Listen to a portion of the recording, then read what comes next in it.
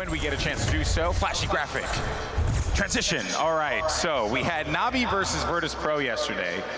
That one was, the score line there, 3-1, but man, that was such a good game. Kresnik, your thoughts on that one?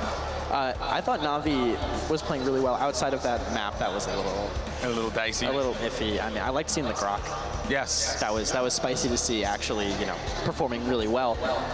But Navi looked just as good as they had the whole time. Exactly. And then the other big matchup, Team Envy, or excuse me, NIP versus Space Station Gaming. Envy actually made quick work of Kanga, but it was the NIP Space Station Gaming match that was insane, Bees. And I know you were rooting for NIP, showing a little bit of that EU bias here, but I mean, at the end of the day, you had to have loved what we saw. There was some great matches there. I would love to have seen it gone for the full set. That's true. But they were phenomenal games. A lot of close games. Definitely would check them out if you didn't see them yesterday, because they were fun to watch and also very fun to cast as well. Very unfortunate for my boys of NIP to have fallen, but I mean, you can't fault Space Station. They played fantastic. FRZ God played phenomenally all day. You'll see here.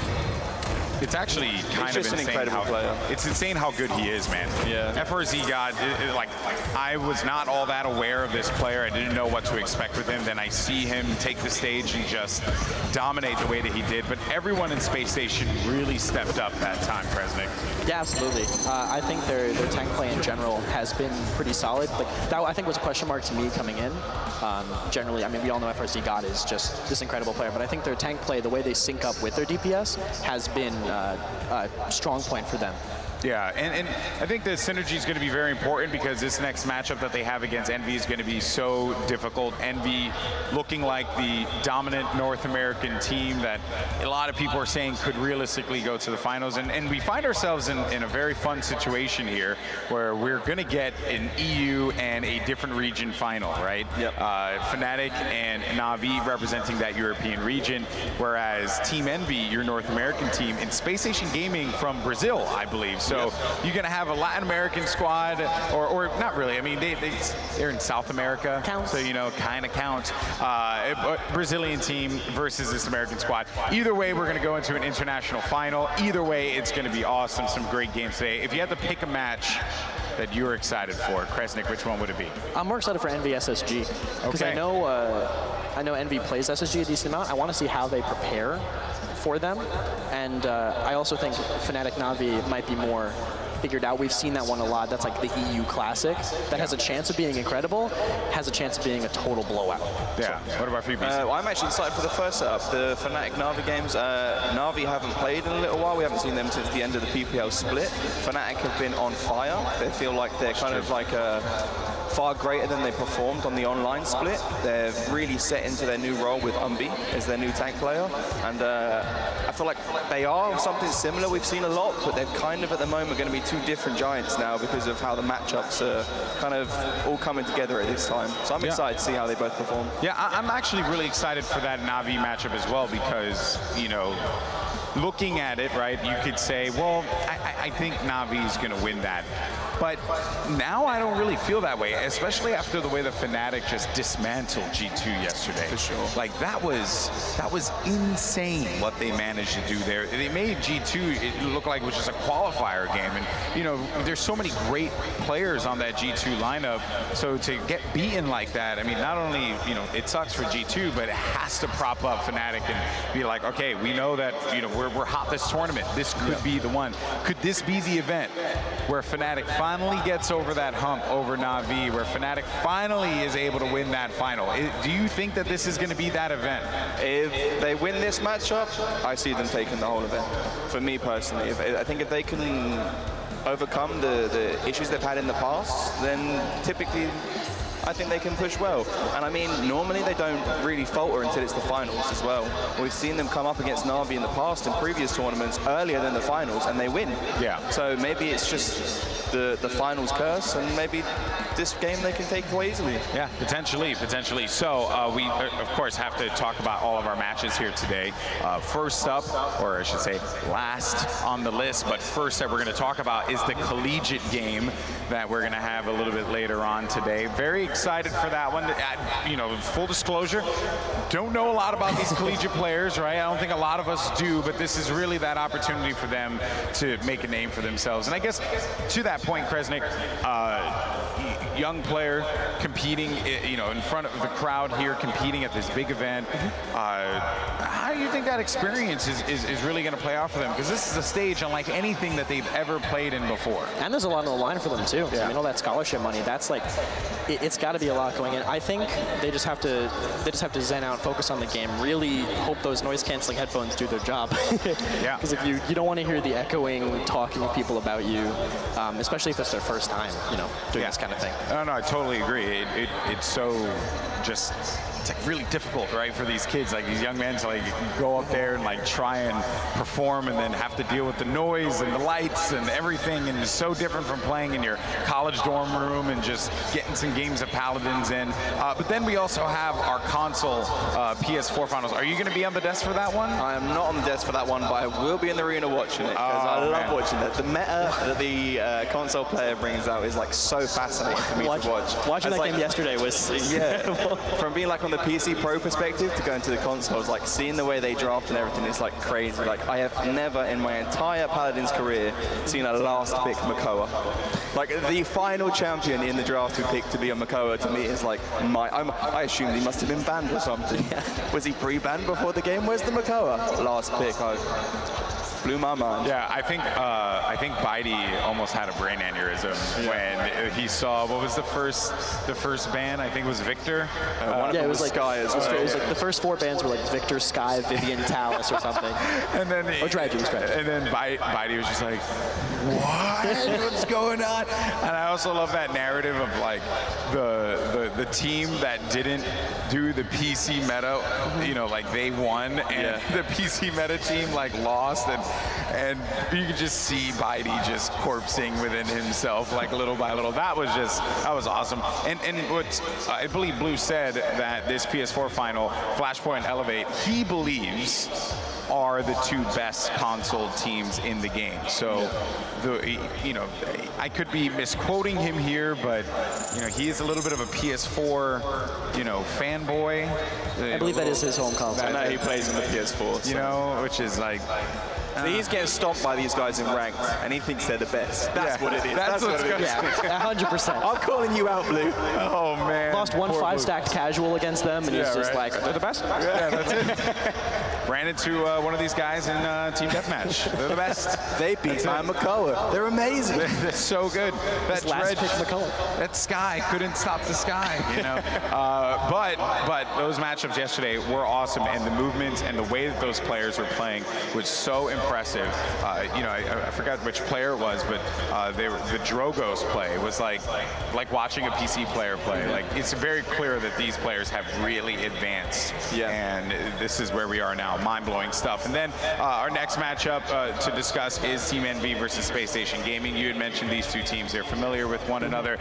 Bees, I want to get your take on this one, because there's kind of the thought process that FRZ God is considered to be one of the best players in the world, and you're going into this matchup with a player of that caliber against Envy, who looked honestly unmovable. That whole matchup that they had against Kanga. What are your thoughts on that game? I'd like to say that it's going to be like an even matchup, but for me personally, I think that Team Envy is going to kind of come out a step ahead on this one. Envy have been so meticulous recently. They've done so much work with their coach, Meta Pusher.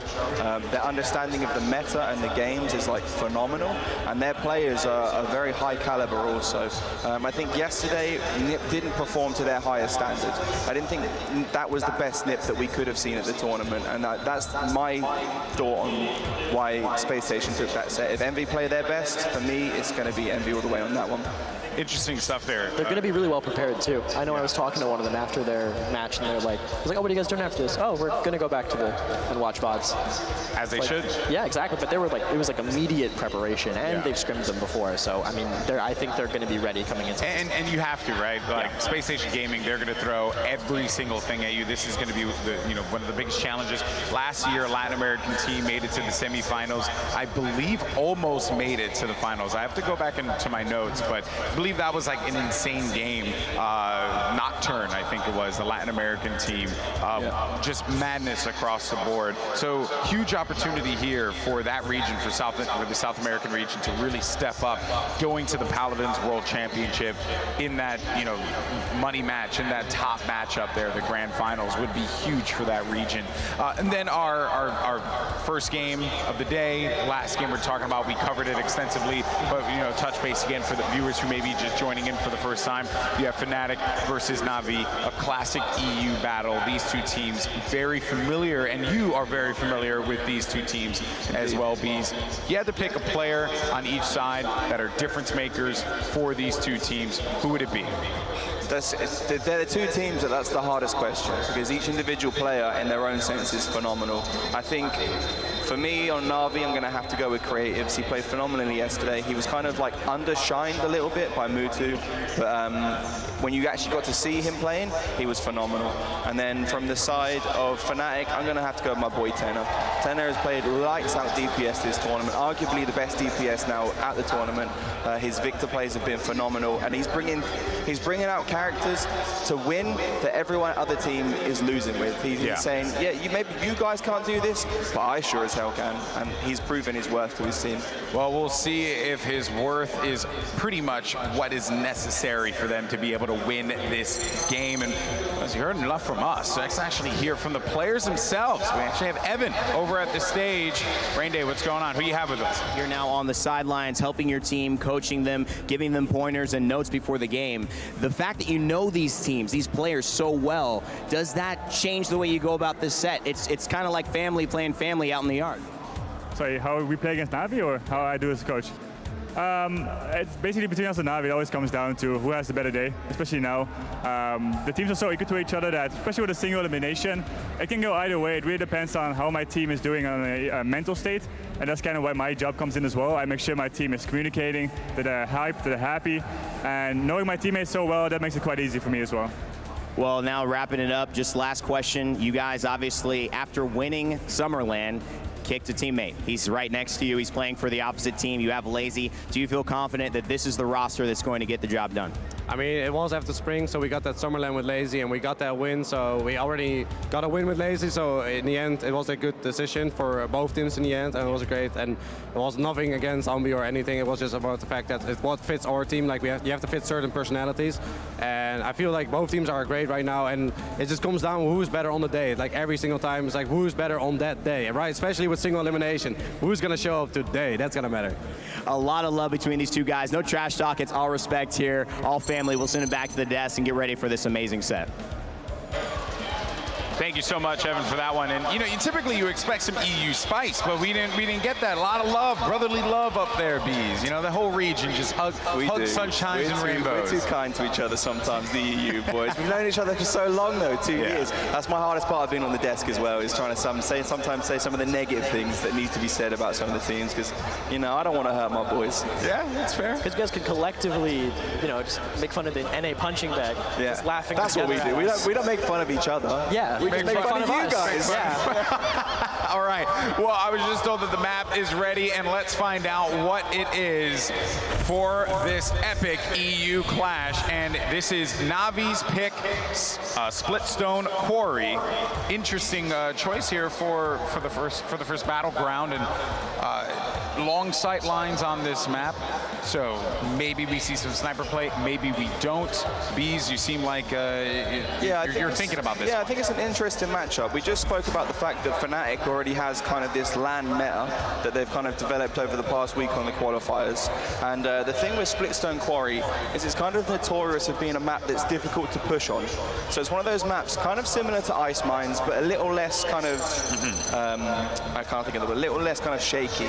And I guess maybe that's their way of saying, like, let's maybe even let them win a couple of the first set, not the first set, sorry, the first points, and then, not the first set. Definitely not. Let's let them win maybe the first couple points, and it gives them time to adapt, because they know it's so difficult to push, but they can kind of see how Fnatic is playing and maybe adapt within the first game, knowing then moving forward, they've got more of an understanding to beat them in the next sets and next games. Interesting. Kind of like you're allowing yourself to get hit first before you can understand and like kind of download your opponent, so to speak. But see how hard they're hitting. Exactly. See how hard they're hitting and whether or not you need to hit back harder. So here we go into the picks and bans, and first to go, Torvald, Makoa. This is not your Xbox banning phase. This is very much PC here. Where's the dredge ban? Where's the Sky ban, people? You know, I want to live in a world where Xbox is the only platform. You will be the only happy man on the desk. I will say that. Yeah, that's for sure. Yeah. I tried to play on console recently, man. There's nothing worse than your brain wanting to make a play and your hands not doing it. Yeah, no, I mean, sometimes my brain doesn't even want to make the play. Okay, the Leanne is going to go for Navi. Next up, Fnatic's pick. I like that here. I just think she's really good on this map. With the dash distance card, you can cross so much. If you can be on the high ground behind the lava area on the map, and you can just, if you jump and dash, or even just dash right off the edge with a dash distance build, you could basically cross to their side in an instant from your own high ground. So the rotation potential is just massive. And then the con is out for Fnatic, so now it is Navi's pick. Do they go with the safe frontline pick here, the Inara, potentially?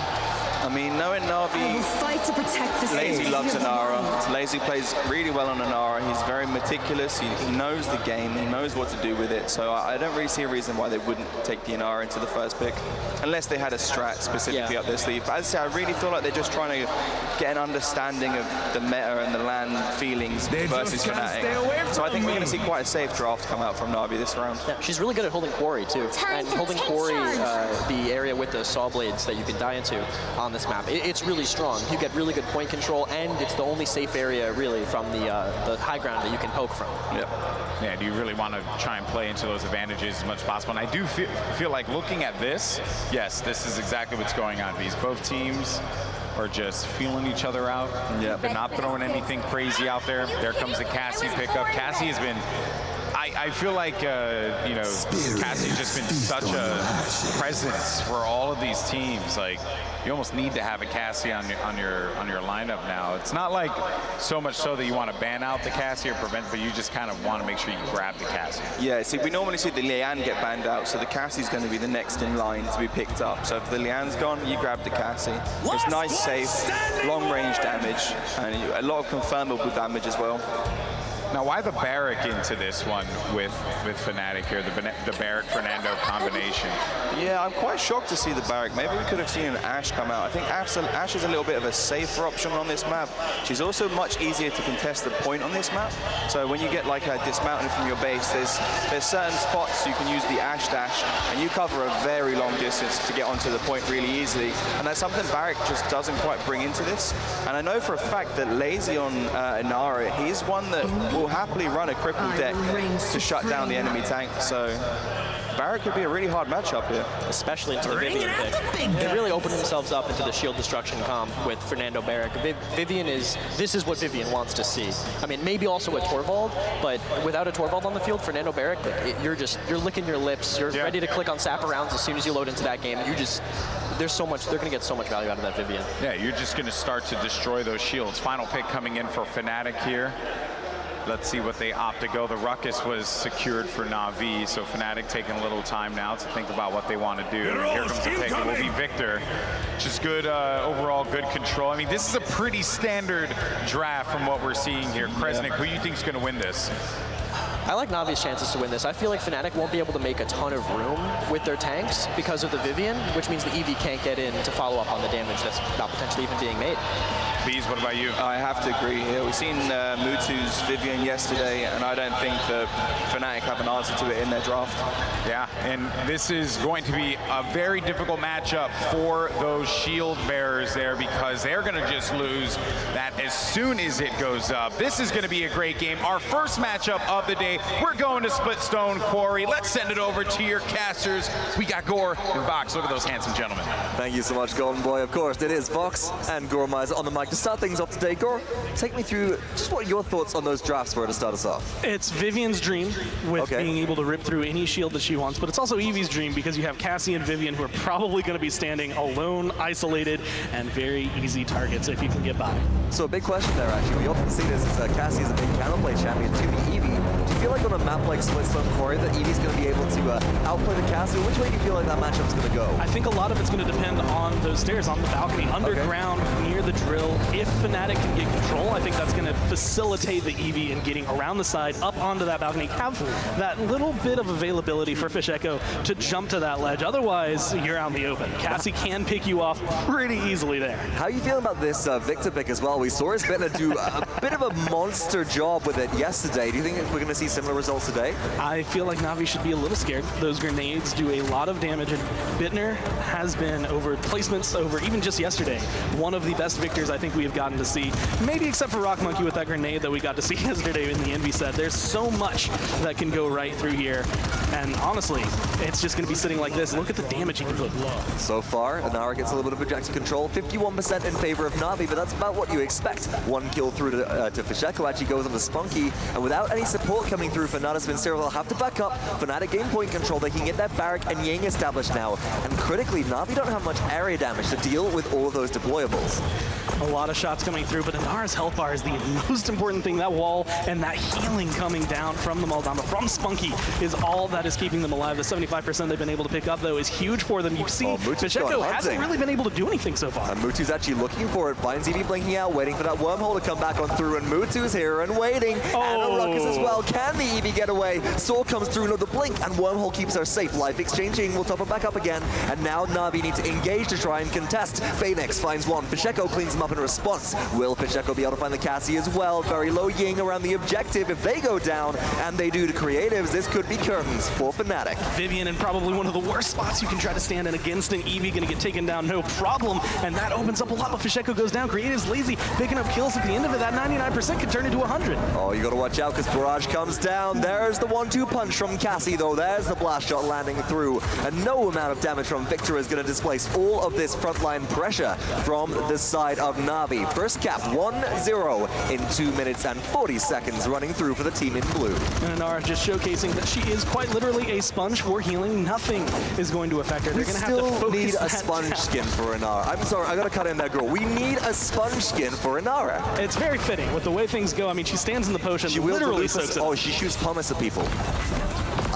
We're on to a winner here, folks. Let us know in chat if you. Is that a winner? I think so. You let us know in chat if you want to see a bath time Inara skin. I think we can get away with that one. But here, Fish Echo is looking for a bit of a flank right now. He needs to find the small Dumber. What a beautiful mid-air shot as well, Goran. This is one of the champions which Fish Echo has made a name for himself for, with the defense holding up relatively well so far. 1 minute and 45 seconds on the clock. Who do you think is going to be the kind of pinnacle member of Fnatic to really make a stand versus Navi's aggression? I feel like I want to say Fish Echo, but I feel like he's just going to be the distraction factor we see out of flanks. Like, he's going to be able to shine when the rest of the team creates in that space. Otherwise, it's going to be Bittner. He's going to be doing what we typically see Cassie doing, where it's just silent damage from behind. He's going to be top of the damage charts. He's going to be getting a lot done for his team without making it look too glamorous. He's just going to be up on the balcony doing whatever he can. But as of right now, he hasn't been able to make too big of a name. The grenades coming through are where it's big, but he keeps getting taken out by Mutu. Let's talk about why that might be, right? One, it's Mutu's putting a bit of pressure on, and that's partially just because the positioning coming through for Navi. We saw a big flank come on through, and Mutu just kind of doesn't let go of that left mouse button right here as they pick up a double kill.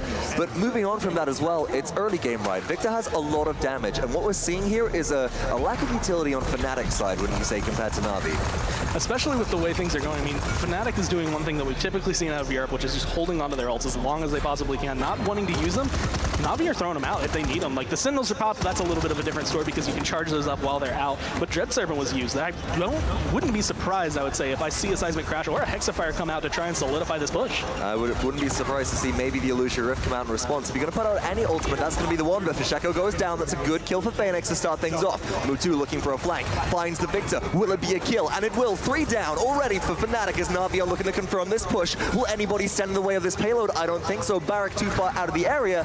that'll roll on through for Navi. Relatively easy, 2-0. And this is the history of these two teams, right? It either goes the entire distance. You're going to see a Game 7, or it'll end in 4 games for either side, but they know what they're doing, both of these sides. So typically the draft is one of the most important things. Play style, they're both incredible players. Both are full of incredible players. So all it takes is one slip-up, one mistake, even early on, and that could determine the round. And now one of the really important things I think that we should look at in Fnatic and Navi's lineup is we got to talk about this Saparound's Vivian and the inbuilt record that she has versus Fnatic with a lack of sort of offensive card utility here. So as the game progresses, do you feel like the items getting online for Fnatic is going to kind of even out that deficit?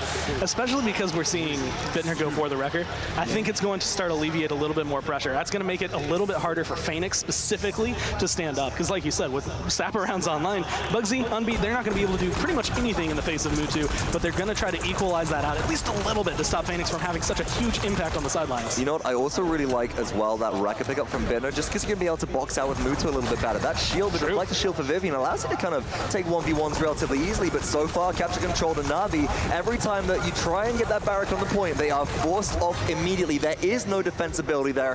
Vizceko's got to find a way into the backline and open up, I think, a big pick onto the side of Navi, and one's already gone down. Without Lazy, they're not going to have too much to be able to place on there. You can send Phoenix in, but I like the call to just let it go for a little bit. Just sit back, be patient. Comeback mechanic is there, though, so you do have to get in at some point. 78% right now, and the Sentinels are popped once again, but Mutu takes way too much damage, has to fall back. Oh, that's a dome shield as well. 20,000 health on that big barrack dome, so no real getting through there. EV blinks in, Victor drops down a barrage, but oh my goodness. I thought the deflector shield was gonna save Mutu's life, but no, not enough health there. Overtime, taking through Fnatic this time around. In comes a Hexafire, but what's that from above? It's Bittner. Frag grenade out, won't pick up the kill. Inara though, 1 versus 4 on the objective, surely to fall here. And that will be overtime concluding as Fnatic with comeback mechanic do start to push towards equalization. We got to see both sides of the Navi fight right there. What it's like when they don't have Lazy and what it's like when they only have Lazy. And neither one of them is going to work out. And that is just, I feel like Vivian jumping down off the high ground maybe a little bit too early, getting a little too aggressive. Mutu jumps down to fight and then ends up taking way too much damage because he's out in the open. There's no cover, there's nowhere to fall back, and that is going to make a big difference. The same thing could be said for Cassie, but at least she has dodge roll, some mobility to get out of there. Mutu's stuck. Exactly, and it did actually work out in the first round quite well, I think, but that's partially because I don't think it's Bittner expected there to be a Vivian behind. You know, one of the champions with no movement ability. You got bonus movement speed in the loadout, but that's really it. So having them creep up on behind you is a little bit striking there. Either way, Frag Grenade comes on through. Good deflector shield just to block, but there's a lack of area damage once again, Gore. I'm going to go back to this. On the side of Navi, they don't have really the ability to deal this deployable nightmare from Fnatic too well, and they also don't have the ability to kind of deal with poking out Victor around corners like Victor can do with Frag Grenade. And with the Frag Grenade as well as the record combo that Bittner's gone into, you can see Phoenix pretty much has nowhere to stand where he feels completely safe. And then if you're a Cassie, if you're a Vivian, and you get hit by one of those grenades, it is going to send you running as fast as you can. But this is a really good spot to stall, and this is a good map for defending as well. There's so many spots where you get the high ground control, where you don't really see that over to your opponent, and you get moments like this. Lazy Mutu picking up kills clean. There we go. Should be a bit of a reset coming through as Fnatic do end up backing up. A couple of members left. They'll probably reset back to base. And once again, Splitstone Quarry, one of the hardest maps to convert on Gore, wouldn't you say? And by conversion, we mean getting that payload all the way through to the end. But what makes it so difficult to get a payload push rolling on this map? It's all these catwalks that are going through. It's so easy to access that high ground. You get that vertical just ability to pelt damage from above into your opponent as they walk through. And it happens, I think there are about 3 spots that you can stand on. Plus you have the respawn towards the very end. So much of it just lends to you being able to be above your opponents, and it makes it harder for them to hit headshots, hit consistent shots, especially if you just back off a little bit. So Fnatic, they either have to fight for that high ground control, or they have to focus on the payload. You can't have both at the same time. They can try and do something sneaky like this, which is put Unbelievable on the objective and try and get a bit of backdoor pressure going, but look at that stagger right there. Creative's got the kill onto Unbelievable, but they could have picked it up way sooner. Why was that kill so delayed for them? It's just staggering them out. It's keeping them from regrouping early enough. You need 5 members at this point. You have 3 seconds left. You can't make a true dive without your Fernando. Plus, it actually stops the charge from coming through. It's actually a really good time, that 96-97% on Immortal. Unless they're really going to throw it out at the end of the round, you can expect Fnatic to hold on to that for the next round and end up giving Navi a 3-1 lead. There we go. Overtime is ticking down. Fnatic do not get the push and do concede there. So, Navi, 3-1 goal. This is a very good position for this team to be in. What are we looking at Navi to do in terms of terms of map control and positioning this time around, because we saw how Fnatic thwarted them in the last capture objective. Fnatic do have comeback mechanic again. I want to see Mutu maybe stay on the high ground a little longer. I like the idea of Vivian rushing them down, but it seems like Fnatic recognize that. That's the attempt, that's the goal, and you need to displace that Baron. Dome Shield available. Dome Shield just displaces you off the point. You can't stand on it with him. You can't fight him while he's there. And so while Bugsy is alive, while Bugsy is a threat on that point, you either want to force it early, or you have to be prepared to try and push him out, kill him off before you can get it out. Well, let's look at Old Economy as well, Gore, as we get ready for this next round. Mutu up on the high ground is what you want to see. We've got an early scout, all 5 ultimates for both teams up and available right here. We're going to expect to see that reveal come through pretty quickly. There it goes. Navi looking for the flank. Phoenix has been spotted out, avoiding the dismounts with some tasty jukes there, so it's getting a bit more aggressive pressure right now, and it's just keeping this Eevee busy, which is good because that allows Mutu to free fire towards the objective. But Mutu's down on the low ground, and this could be dangerous if maybe the Ice Storm comes through. If Fisheko was able to maintain a little bit more control, if there was no Phoenix right there, it would have been a much bigger issue for Mutu, but they have a nice, huge body in front of them in that mech that is going to be Ruckus and Volden, so everything is going their way. That's 63%. That's exactly what you want with an Nara. And that was 2 big kills there coming from Creatives on this Cassie as well. The silent kills that we talked about, set up by Seismic Crash. We've got to see the retake come through from Fnatic right now. We have the Ice Storm to set things up. Somebody's got to shut down this Cassie, but she does roll to safety. No, as Bittner finds the frag grenade. There goes Dome Shield, barricaded, try and block out that Hexafire, and somehow Bugsy survives as Bittner finds 2. Will they find the Vivian on the high ground? Rekka chews through that deployable shield right there, and all of a sudden is Bittner runs into touch, displaces this Inara. Damage is not enough though, and Mutu from the high ground is raining down Hellfire with Sentinels. And this is just the one-woman army standing up top. It helps that Lazy is going to be able to stay alive through all that. That 99% is going to turn into a 4th point and a full capture.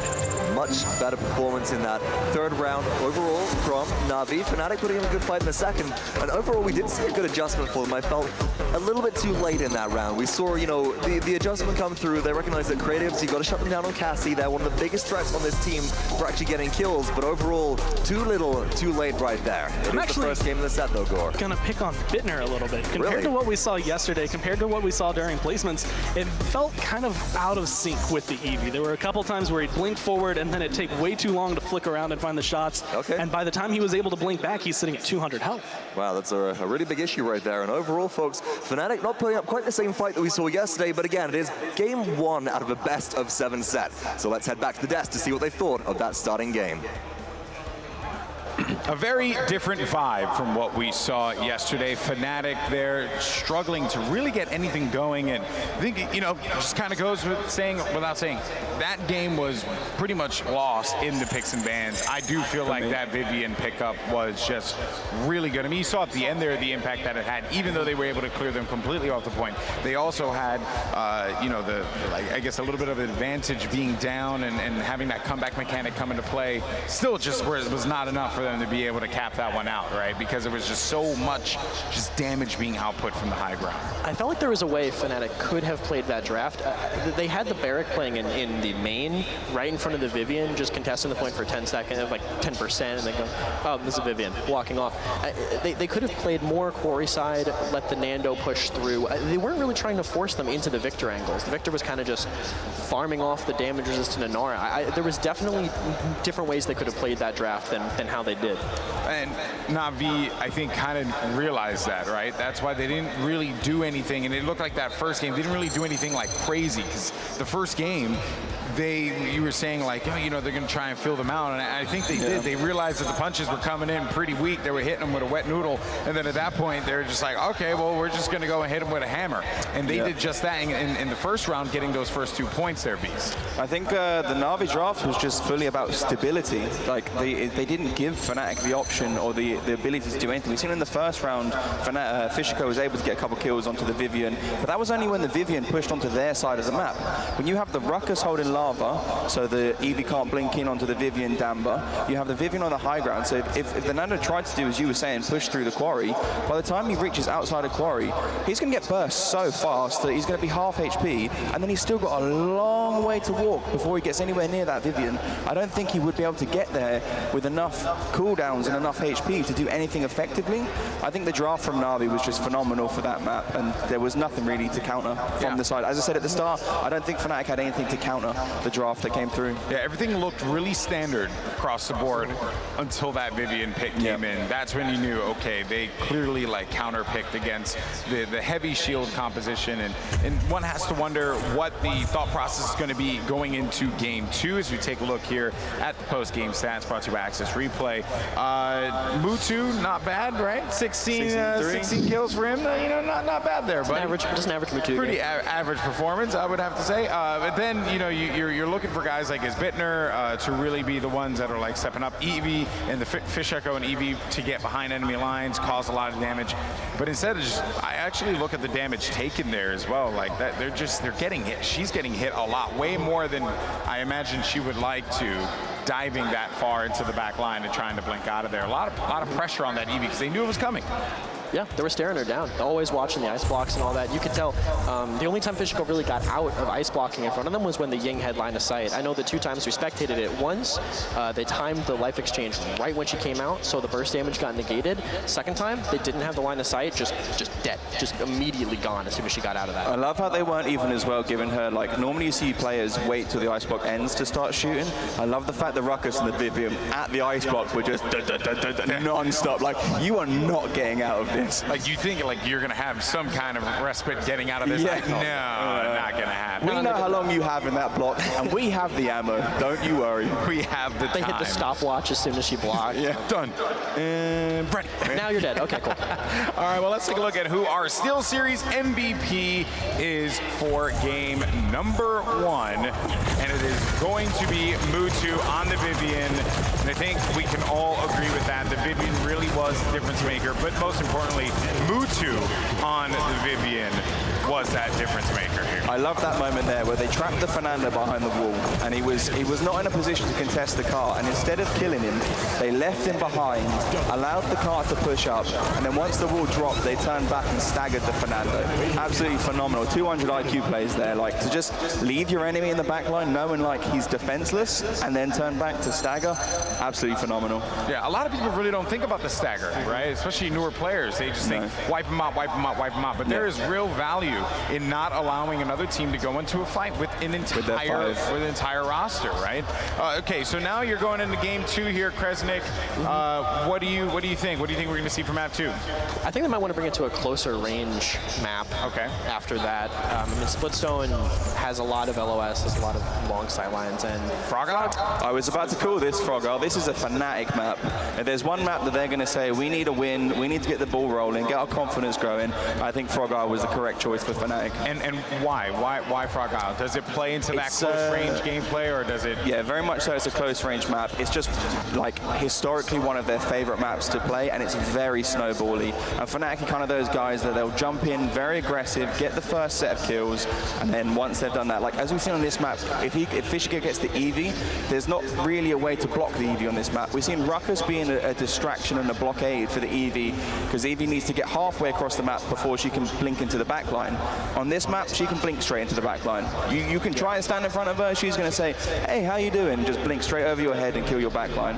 So it's much more acquainted to the Fnatic playstyle, I think. Yeah, if you make enough room to stop the Eevee from coming in, you're not doing anything else. You're just kind of waiting for the Eevee, you know, setting down the picnic blanket and waiting for her to just hopefully the ants don't come and steal your lunch. Yeah. All right, well, Fnatic's going to take out Leanne and then Makoa for Navi. Next up, the Fnatic pick here. This is very much a map where if you're the second pick, you kind of need to get rid of the Makoa Khan. They're both so strong on this map because one entire side of the map, on the right-hand side of the Frog side, is a dead zone. If you hook them out or throw them out with the Khan, both those tanks become very, very powerful on this map, especially the Makoa. A 10-second cooldown on the hook, you can kill someone every 10 seconds if they're within your range. The Leon ban makes me think this might be going Torvald's way, because I know EU thinks that Leon is a very good counter to Torvald. Yeah. So since Torv has the ability to get the insta-kill with the ults on this map, you can bubble the flanks that don't need to make that much distance. It makes me think Fnatic's going to be looking for a Torvald here at some point. It also sets them up if they do want to take a sniper. If you have the Torvald and the enemy has the sniper, you know, your flanks are going to be infinitely stronger to shut down that sniper. So not only does it enable some characters for yourself, but it also disables some characters for the other side as well. Well, Fnatic are going to lock down Inara first. Torvald still in play. Ashe was a band as well. Didn't expect to see Ashe there. Ashe again is very good on this map simply because snipers are so prevalent on this map. It's one of the only maps where snipers are still like a top tier pick. And once you have the Ashe, it's very easy for her to find an angle, dash straight past the front line of the enemies, and then use her ultimate in the back line. And when you've ulted in the back line, obviously she's invincible. That means she can kill the sniper easily, and she can also kill whichever support happens to be in the back line as well very easily. She has the most options for dealing with the snipers. Yes. With her, once her ult is up, she can come up the window, she can bash from so many different lanes. If they do pick it, it's good to have it out so you can have sniping as an option later, if that's what you wanted to do. Ying and Fernando for Navi. Ying is still the best healer. I mean, her healing is still insane. The illusions can cover a lot. You can put the illusions on like the pillars on point. They can heal everybody all around. And Fernando, with Ashe being banned, Fernando is the best, I think, for shoving that cliff danger side and taking their stairs, pressuring anybody who wants to be spamming from the window. Feast on your ashes. Barrack and Maldamba locked in for Fnatic. Fnatic going after that Barrack yet again. Yeah, interesting pickup here. I feel like the Barrack is simply just to take away Navi's ability to have a point tank. Although we do say that Barrack is a hard matchup into the Inara, now they have no matchup into the Inara. The Fernando can't do it. The Fernando's shield doesn't last long enough for him to contest the point. So they've kind of put Navi into a position now where they're saying, you have to be aggressive or you are going to lose this game. Navi absolutely has that capability, though. Yeah, Fnatic also left themselves very flexible by leaving both DPS slots open. But, I mean, Navi's not a team that can't be aggressive. I mean, they can still shove. They could just ignore the Inara, have the Cassie poke out with big game or something, have Nando Eevee shove in lane. It's going to depend on what Fnatic picks here to deal with the tank aggression. I would absolutely love to see point tank Barrack, nimble cripple Inara. That would be the most hype thing I think they could pull out. I mean, it's risky, especially with the nerf that we had to the cripple on Inara, where it's much easier to destroy now. Yeah. Very easy to destroy. But like to shut down an Eevee with a cripple, that'd be so fun to watch. So the Eevee was snagged for Navi, and it almost feels like in response, Fnatic said, well, we want to get like a quick blaster, so we're going to go ahead and take Willow. And then there comes the Androxus there. What do you think of the damage pickups? The Androxus is an odd one. Typically on this map, Androxus does not have the best win rate. You kind of have to augment your deck to play Androxus on this map. You need a much higher dash distance on this map. Although it's a smaller map, it's just very unsafe. So you need the extra distance to make sure you can get in to confirm the kills and confirm resets as well, whether that be with your punch or with your reversal. Very peculiar draft here. Who do you got, Kresnik? Who are you feeling in game 2 now? I'm going to say Navi. I don't think Fnatic's going to be able to stand on point. I think Navi has too much poke and pressure on the sides. I'm going to disagree. I'm going to go with Fnatic on this one. I think their point tank pressure is going to carry them through. Oh, wow. So we have two completely differing opinions on this one, right? You know, whether or not they can survive on the point, certainly going to be the thing to look out for in this game. But now it's time to start map number 2. We're going over to the Island of the Frogs. Let's send it to 2. Thanks, Golden Boy. We are heading, of course, to the sunny shores of Frog Isle. And now, Gore, somebody call Edge, and we got an Andrew on Frog Isle. The last time this was run during the placement round was by Perdo. We did see that max dash distance coming through. How do you feel about this particular flanker on this map? I feel like you can make it work. It's something that we have seen function in the past. We've seen a lot of incredible players pick it up, and I feel like Fnatic are a team that can make sure that their strategy goes off right, but I feel like there's so many things it relies on outside of just can you play Androxus well. You have to hope that your team gets a little bit more pressure, that you have some control of the map, at least around one side, so he has somewhere to dash in. Otherwise, I expect Bittner might just get caught out way more often than he wants. Is Bittner playing that Fish Echo as well as you would expect on the Blaster, but it was Fish who normally plays at Androxus for this team, so we'll see how this one goes. Early point control going to be, of course, given to the team with the Inara, apart from a big disengage from Cassie comes on through. We're going to have to take a look at that Cassie loadout in a second, Gore, because that was a lot of knockback. I mean, just being able to find that control, it's going to be big for them. Kinetics 5 naturally being run, but it is going to be Raise 4. Wow. 32% increase on that knockback, so it is going to be enough to displace pretty much anybody. Oh, didn't find the Barrack right there. I think that was a disengage that just came through, but if you can find somebody off the map, maybe that Barrack, maybe the Inara, just to force them off the objective, but if you can knock somebody into the drink, that's going to be amazing. But still, Fnatic, they lose their first member. Bugsy's Inara goes down. Phoenix finds 2, looking for a third. Andro tries to find the shots, but running the balloon was too much, and in come the missile launchers. Creative who's ducks down on his Bitner, and that's a full team wipe coming on through. Navi, they take control. It kind of feels like Fnatic, again, have come into this, they have a strategy in mind, they know what they want to do, how they want to execute it, but Navi just not only read it, recognize what they're maybe trying to go for. They have Cassie, who's really great at dealing with any kind of flank pressure, especially from how telegraphed Androxus has to be on this map. I don't see him getting a lot done against this kind of lineup from Navi. That's always a big issue with Andrew on Frog Isle, is that people just see you coming. It's not like a flank where you have the safety as well to get in and get out, like maybe a Xin, or you can force some long distance damage with Yomi coming through door. A lot of damage is going to be done. Unfortunately, I think it's all going to be coming out of creatives, not as much out of Bitner. If he can find the good headshots, it'll be open for him. But again, this is just not a really good map layout for him. He doesn't feel comfortable. And that's why he's so out of place. It's something that we haven't really seen until recently. Like this last split, I think, was the first time I've truly seen Androxus on Frog Isle. And it was at placements that I saw it for the first time actually be successful. And it's going to be up to his performance, up to Bitner, I think, to make sure that this can make waves for Fnatic. Now look at that. Ultimates have been traded out so far. Fnatic, they did end up using, if I'm not mistaken, actually nothing to stop that through. It was the Illusion Rift earlier from Navi, and now the Immortal following the Hexafire. So Navi just throwing everything in the wall here. They're looking for a snowball on Frog Isle. They don't want to let this Willow kind of get snowballed, and they don't want to get the itemization online, because Navi know that once that emitter starts breaking down for Ruckus, they're going to be much less effective here, Gore. And this is just a showcase, I think, in my mind, because Navi is so willing to use their ults, they recognize when they can charge it back, how much time they have left. And this is something that we've been saying the last couple of days, and it's just that Navi aren't going for the flare. They're not going for this crazy Hexafire, quadra kill, pentakill. They're just going for the kills that they need, and right now they're finding them. And see, that's the thing, as Barak actually gets out of that for a second with the bowling ball reset, should be taken down by Eevee here. Oh my goodness, maybe that spray from Creatives is a bit too premature, but no, Mutu comes in to clean up everybody left remaining. Another full team wipe for Navi right there, and Gore, that's right. Navi, they're not doing anything spectacular here. They're not looking particularly shiny. They're not pulling out any of the supreme secret strats like Armada were during the placement round. They're just better than you at the game, and that's what it comes down to. Reigning world champs even being able to come through. There's a reason they've been able to come through. There's a reason they are the top of the international lands every single time this year. The reason that they have been the ones that have clawed their way to the top. And a lot of it is going to be on the back of pretty much every single player. But Creatives making a lot of waves. Goes down right there out of the ice block. That is going to alleviate so much pressure on Fnatic. It certainly will. There are 15 seconds left to go. Big dead zone comes through. That might be Lazy going down for Fernando. Is able to escape for just a second.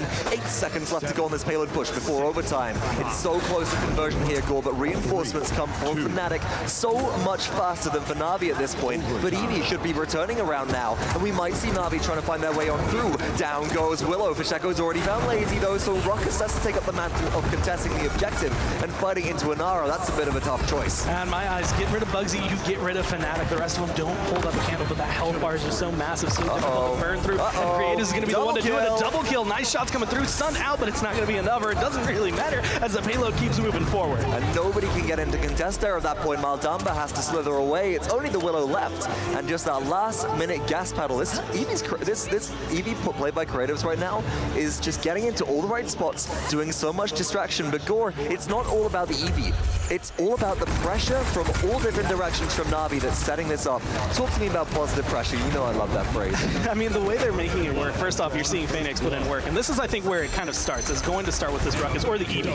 Whichever one can dash in, get some good damage, potentially a kill, starts the ball rolling. But then you have to look again. Silent Killer, 3-1 and 8, a lot of damage coming out, top damage even, from Mutu, who just sits on the side and looks at the targets that are called out. And that's the thing that's so good about Navi, is their target acquisition is just perfect every single time. They know who they're going on, they know where they need to look, and because of that, they're spread through all of them. They're picking up kills. And where do Fnatic look? You look in one direction at the Ruckus, then all of a sudden there's an Eevee behind you. You look at the Eevee, and there's a Fernando who's taking up the mantle right there. Immortal has just been used by Navi. Faithlight in the air from Fasheko tries to find something. Here we go, looking for the damage. Cassie very low, one more shot will end it, but no, the elevation advantage is in favor of Cassie, and Willow just can't shoot up.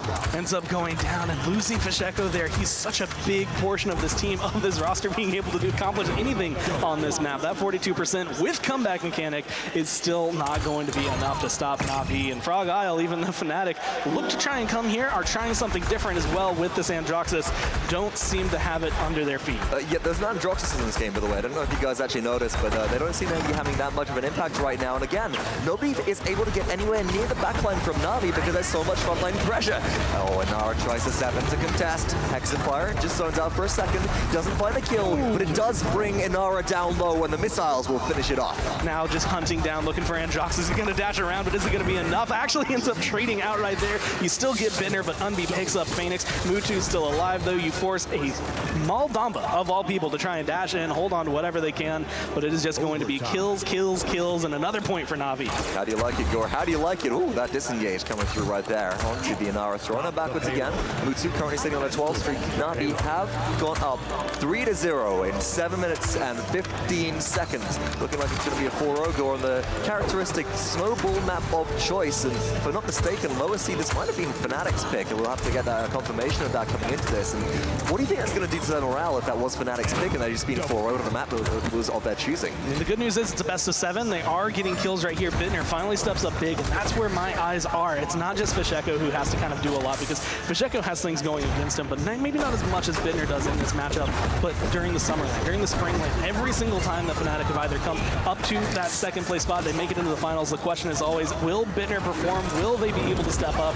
And so far, at least for this game, my answer is no. This Androxus is not doing anything for the team. And so, Gore, I'm not just looking at the Androxus here, I'm also looking at the Willow pick, because on Frog Isle, we're so used to seeing as just a bit of a cluster of kills coming through there. We're so used to seeing Drogos.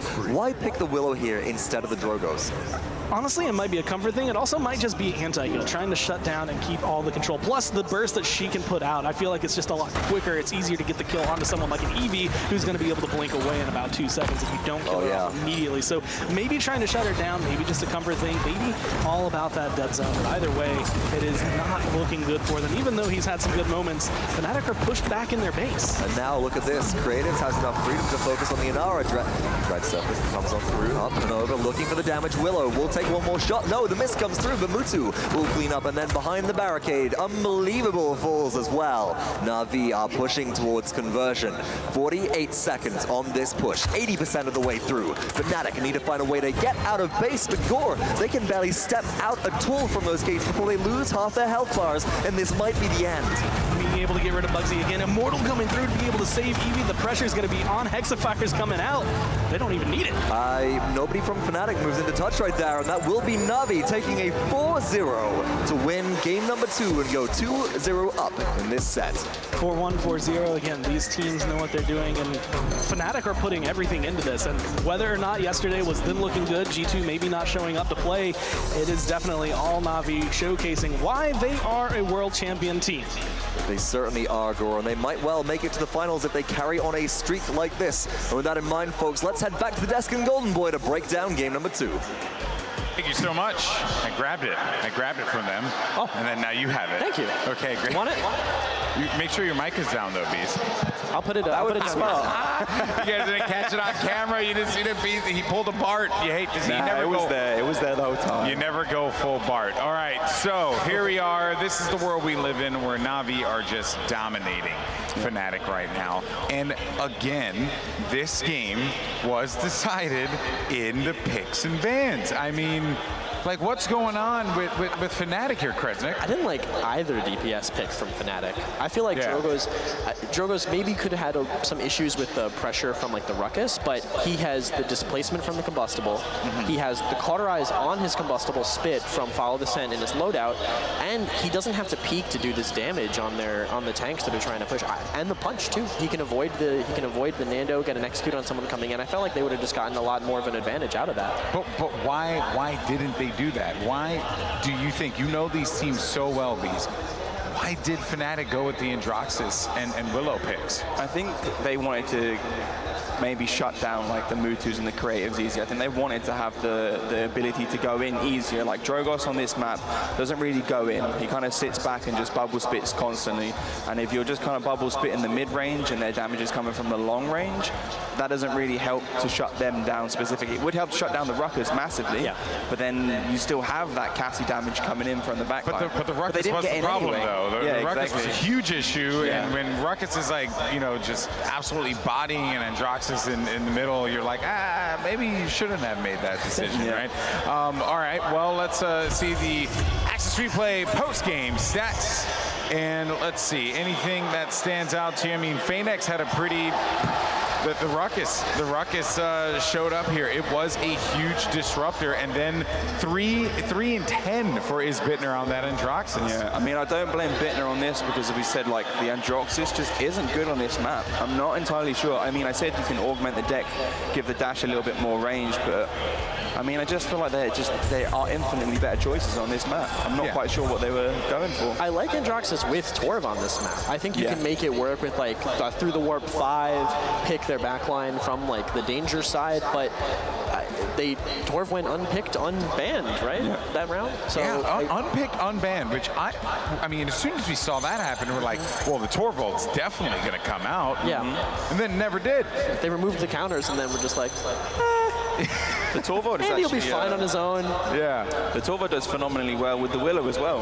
The Willow burst damage with the Torvald shield is phenomenal, so I'm really unsure. You just want that protection. I just think the protection is going to be important, especially now that you're not really dealing with a character like Vivian that can shred through your shields. You want that added protection so that this way you can live if you decide to dive into the back line or if you decide to go and attack the mid like that. But let's take a look at the Steel Series MVP for game number 2, and it is going to be Creatives on the EV and taking it away from Fnatic there, not letting them have use of the EV, and Creatives, well, he went to town on this particular champion. They didn't really have a way to deal with it. I mean, they had both their tanks, I mean, unless I guess they went cripple, really couldn't stop him from getting in and doing whatever he wanted, just walking all over them. Yeah, it was just clearly Fnatic were overthinking the situation, and it just backfired on him. And this was like you mentioned at the start, Bees, this was the map that Fragile, that they wanted Fnatic to pick up because this was like their bounce back map. This was their confidence pick. We're gonna take Fragile, we're gonna get a W, we're gonna make this 1-1, force a game 5, we're right back in it. Now, for Navi, they're halfway there to the grand finals, once again for a world championship, and Fnatic once again feeling the pressure here. Do you think that Fnatic could potentially be, you know, kind of like defeating themselves at this time? I think initially they're overthinking when it comes to the draft. I think on top of this, as we were speaking of the LAN meta, I think they are trying to go for the LAN meta. They're not remembering the online meta that Navi are kind of playing already. And I think because Navi wasn't involved in the LAN meta, they're just playing their own game. And they're playing it to such a phenomenal standard that these extra changes that we've made in the LAN just isn't making a big enough difference for Fnatic. Well, now game 3 will be on Ascension Peak. This will be, this will actually be Fnatic's pick because they lost game 2. So now it goes into loser picks here. So they go with Ascension Peak. Why did Fnatic make this decision here? Why do you guys think they made this decision here? I think maybe they might want to go mid-rangers, because this is a great mid-range map for the Cassie, Leon, Victor. I'm thinking maybe they want to focus on that play style. If Navi tries to play the flankers again, then they can have that way to punish them. They can be the one setting, like making the distance, keeping their ground from them, making them burn cooldowns while still playing by the flank. It's interesting you say, like, if Navi wants to go and try and play the flank again, but it just clearly, like, we saw 2 different kinds of approaches from Navi in Splitstone and in Fragile. We saw a very in-your-face damage, you know, just laying it down with that Vivian, shredding through the shields. And then they decide, okay, Fragile, we're going to go ahead and flank you. And we're going to get in your face, and we're just going to cause distraction. Navi could just do whatever they want, it feels like. They have that free reign, Beast, to just, certainly do. okay, we want to play a different style, we're going to go ahead and play a different style because they have the talent to do so. Yeah, they have the players to do it, and they also have the strategy to do it as well. The team is very focused on things outside of game, not just the mechanical skills of the players, but also how to draft and how to play each specific map that they take. They're very meticulous in how they do things. Yeah, well, that's what makes them the best. Let's see here how this is going to work out. Fnatic have managed to secure Khan. The bans were Leon, Fernando, then you have Torvald and Makoa for Navi. Navi now going to pick their 2. But Khan finally seen some action here. Happy about that. I think Khan's okay on this map. Yeah. I wouldn't say he's like his strongest map. For me, there's one side of the map does have the danger zones where you can throw them off, very easy to get them off. There's and the then well the on other the side, others. you do have the well. But the well can be a little bit shaky sometimes. So there's, on the left-hand side of the map, there's kind of like this little well area. You can just chuck them in, it will kill them. But sometimes the characters can just get back out, like an Ashe. If Ashe is ult available, she can just ult back out on top of it. Time to take charge. Ashe and Ying are going to be locked in 1 and 2 for Navi. Again, Ying Dimensional Link, she can get out of it.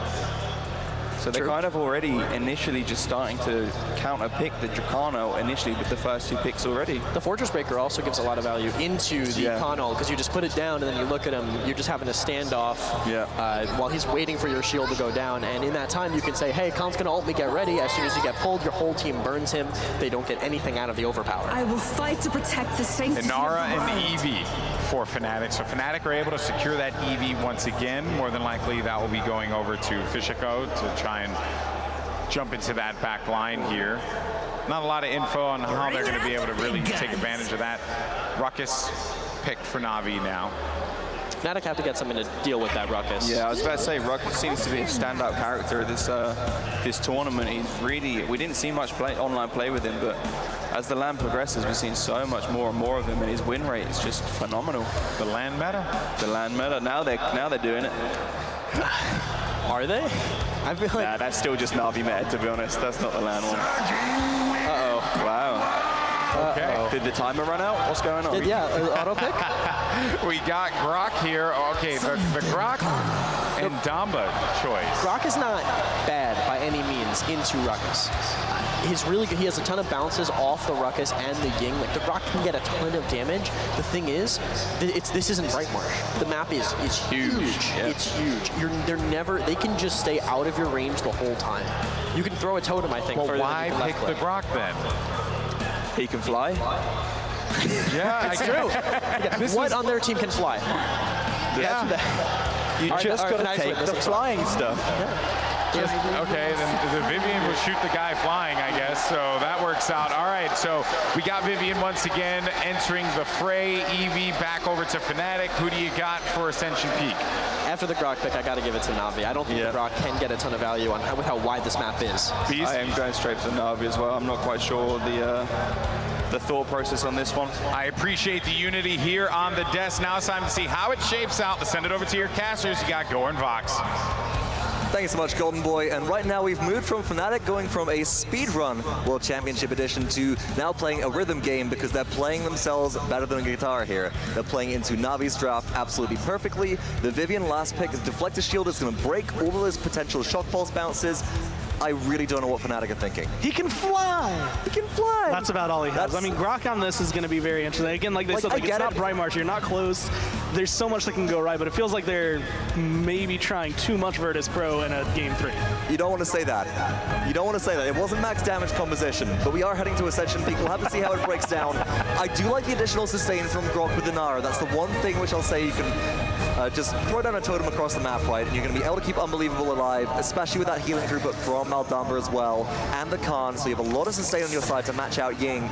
But on the other side of things, I mean, I'm looking at this Grok going, well, where's Drogoz, where's Willow, where's anything else? I mean, I'm also looking towards Phoenix because Phoenix is just sitting comfortable. Like, he's gotten into this groove on Ruckus that no one is displacing him from. He's not dying a crazy amount. He's coming through, finding a ton of kills. He's been a huge factor this set just for Navi, and no one's trying to scoop it away from him. No one's really countering anything that's going to completely shut him down, except maybe Grok. But even then, you're only going to be getting Ruckus. So, taking a look at this right now, Fnatic taking the high ground, trying to displace Eevee a little bit. You've got to be very careful here as Cassie's moving in as well. A lot of damage coming through on the Grok, but first blood created natives goes down. Bugsy finding that one. And now look at that. A damage boosted Eevee reigning in the hell, bringing the pain. Bugsy takes 2 kills. And all of a sudden, Navi are on the back foot, but they still, versus the Inara, have the capture advantage, Gore.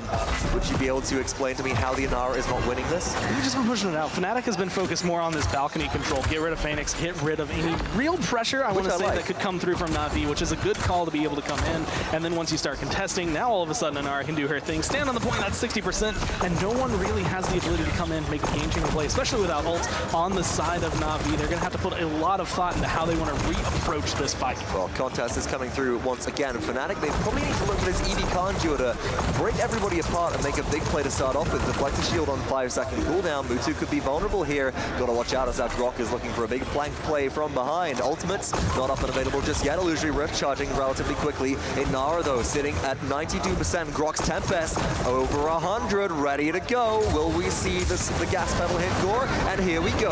Going to go in along with the Eevee, along with everyone. Mutu is the target. Mutu will be going down, locked in the corner, literally nowhere to run other than off of the map, and that's going to make it a lot easier to rush in with these 2 front lines leading the way. Bugsy going to be able to pick up a couple kills on this con. There we go, looking for another one. Up and down goes Ash. She does hit the ground.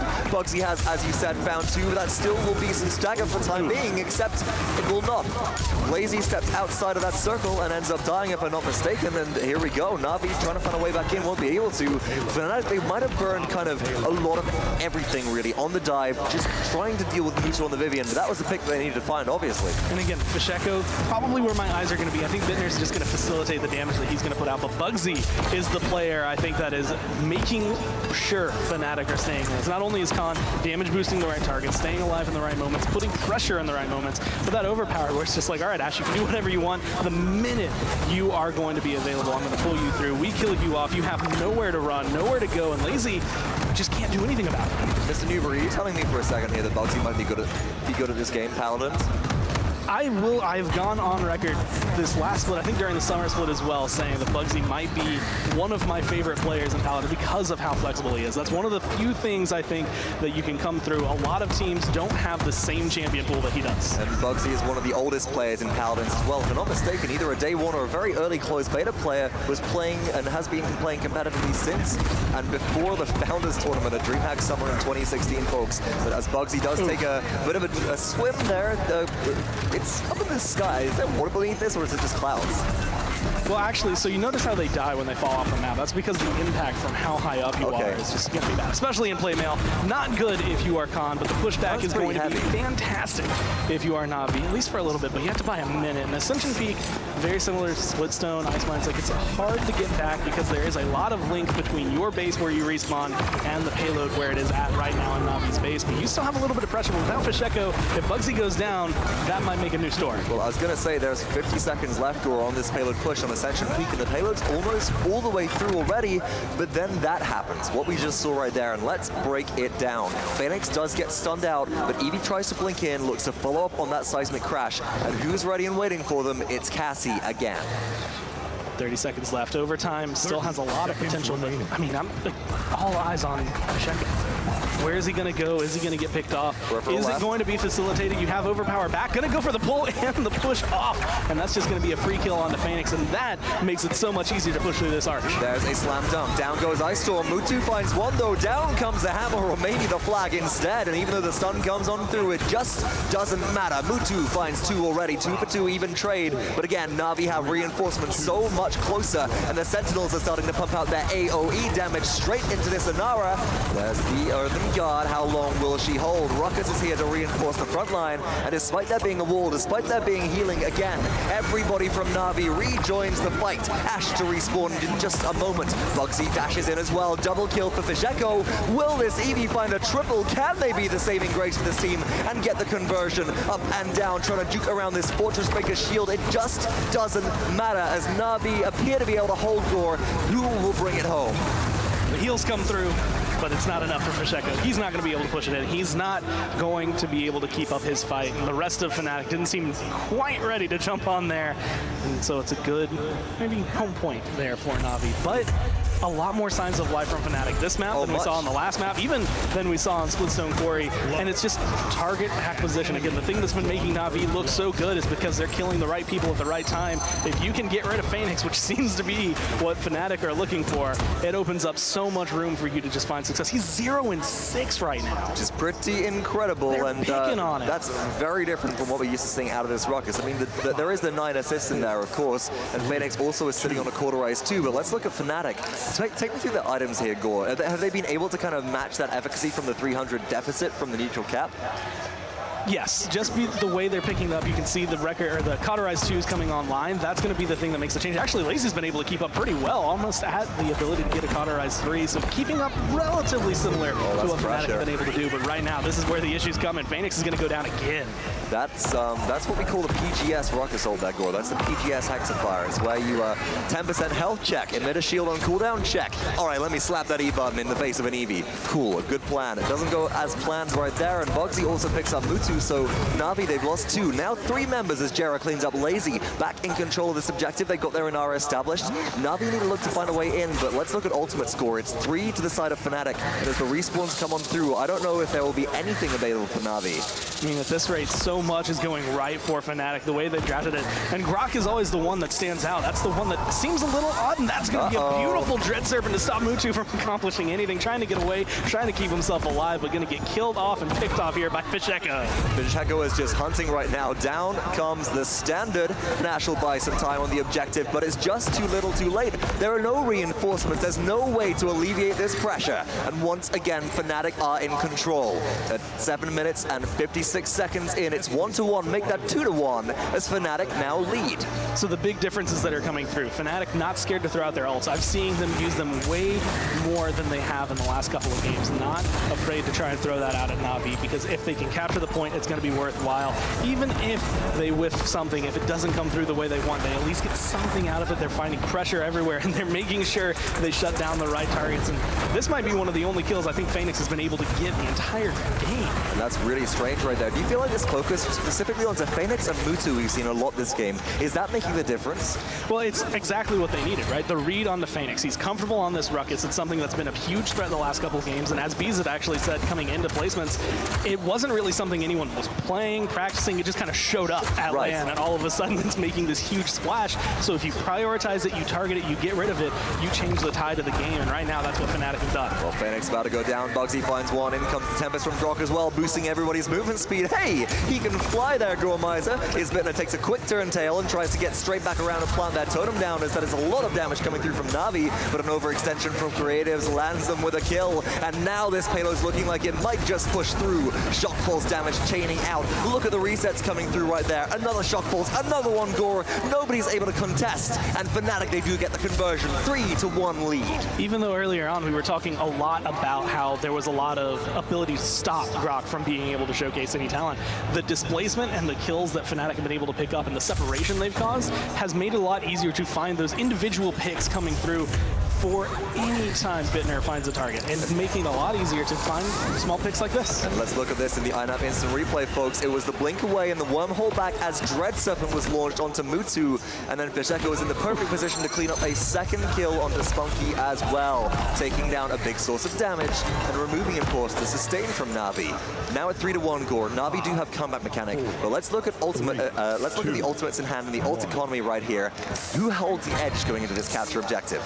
I'm going to lean more towards Fnatic, only because I think overpowered, even if Phoenix is able to get off a Hexafire, none of them have really been able to do anything. They haven't accomplished much, and admittedly, they're going to wait until they burn that ult on the side of Fnatic to try and pop anything to kill them off. Well, Seismic Crash comes through, stuns out Phoenix already. Out comes the Hexafire, finds, oh no, Jera around the corner. That's a double kill for Phoenix. Out comes the Ice Storm as well, but this Ruckus doesn't care. Fisheko goes down, triple kill from Phoenix. Will it be the Quadra kill as Bugsy will take a spill, and it will 4 in a row. Dunk down, get bonkard, says Phoenix. That is the only time I think I've seen, that's not true, 2 times I think I've seen throughout the entire fall split someone willingly jump into the well, and that was just a fun reset coming down, making sure they come through.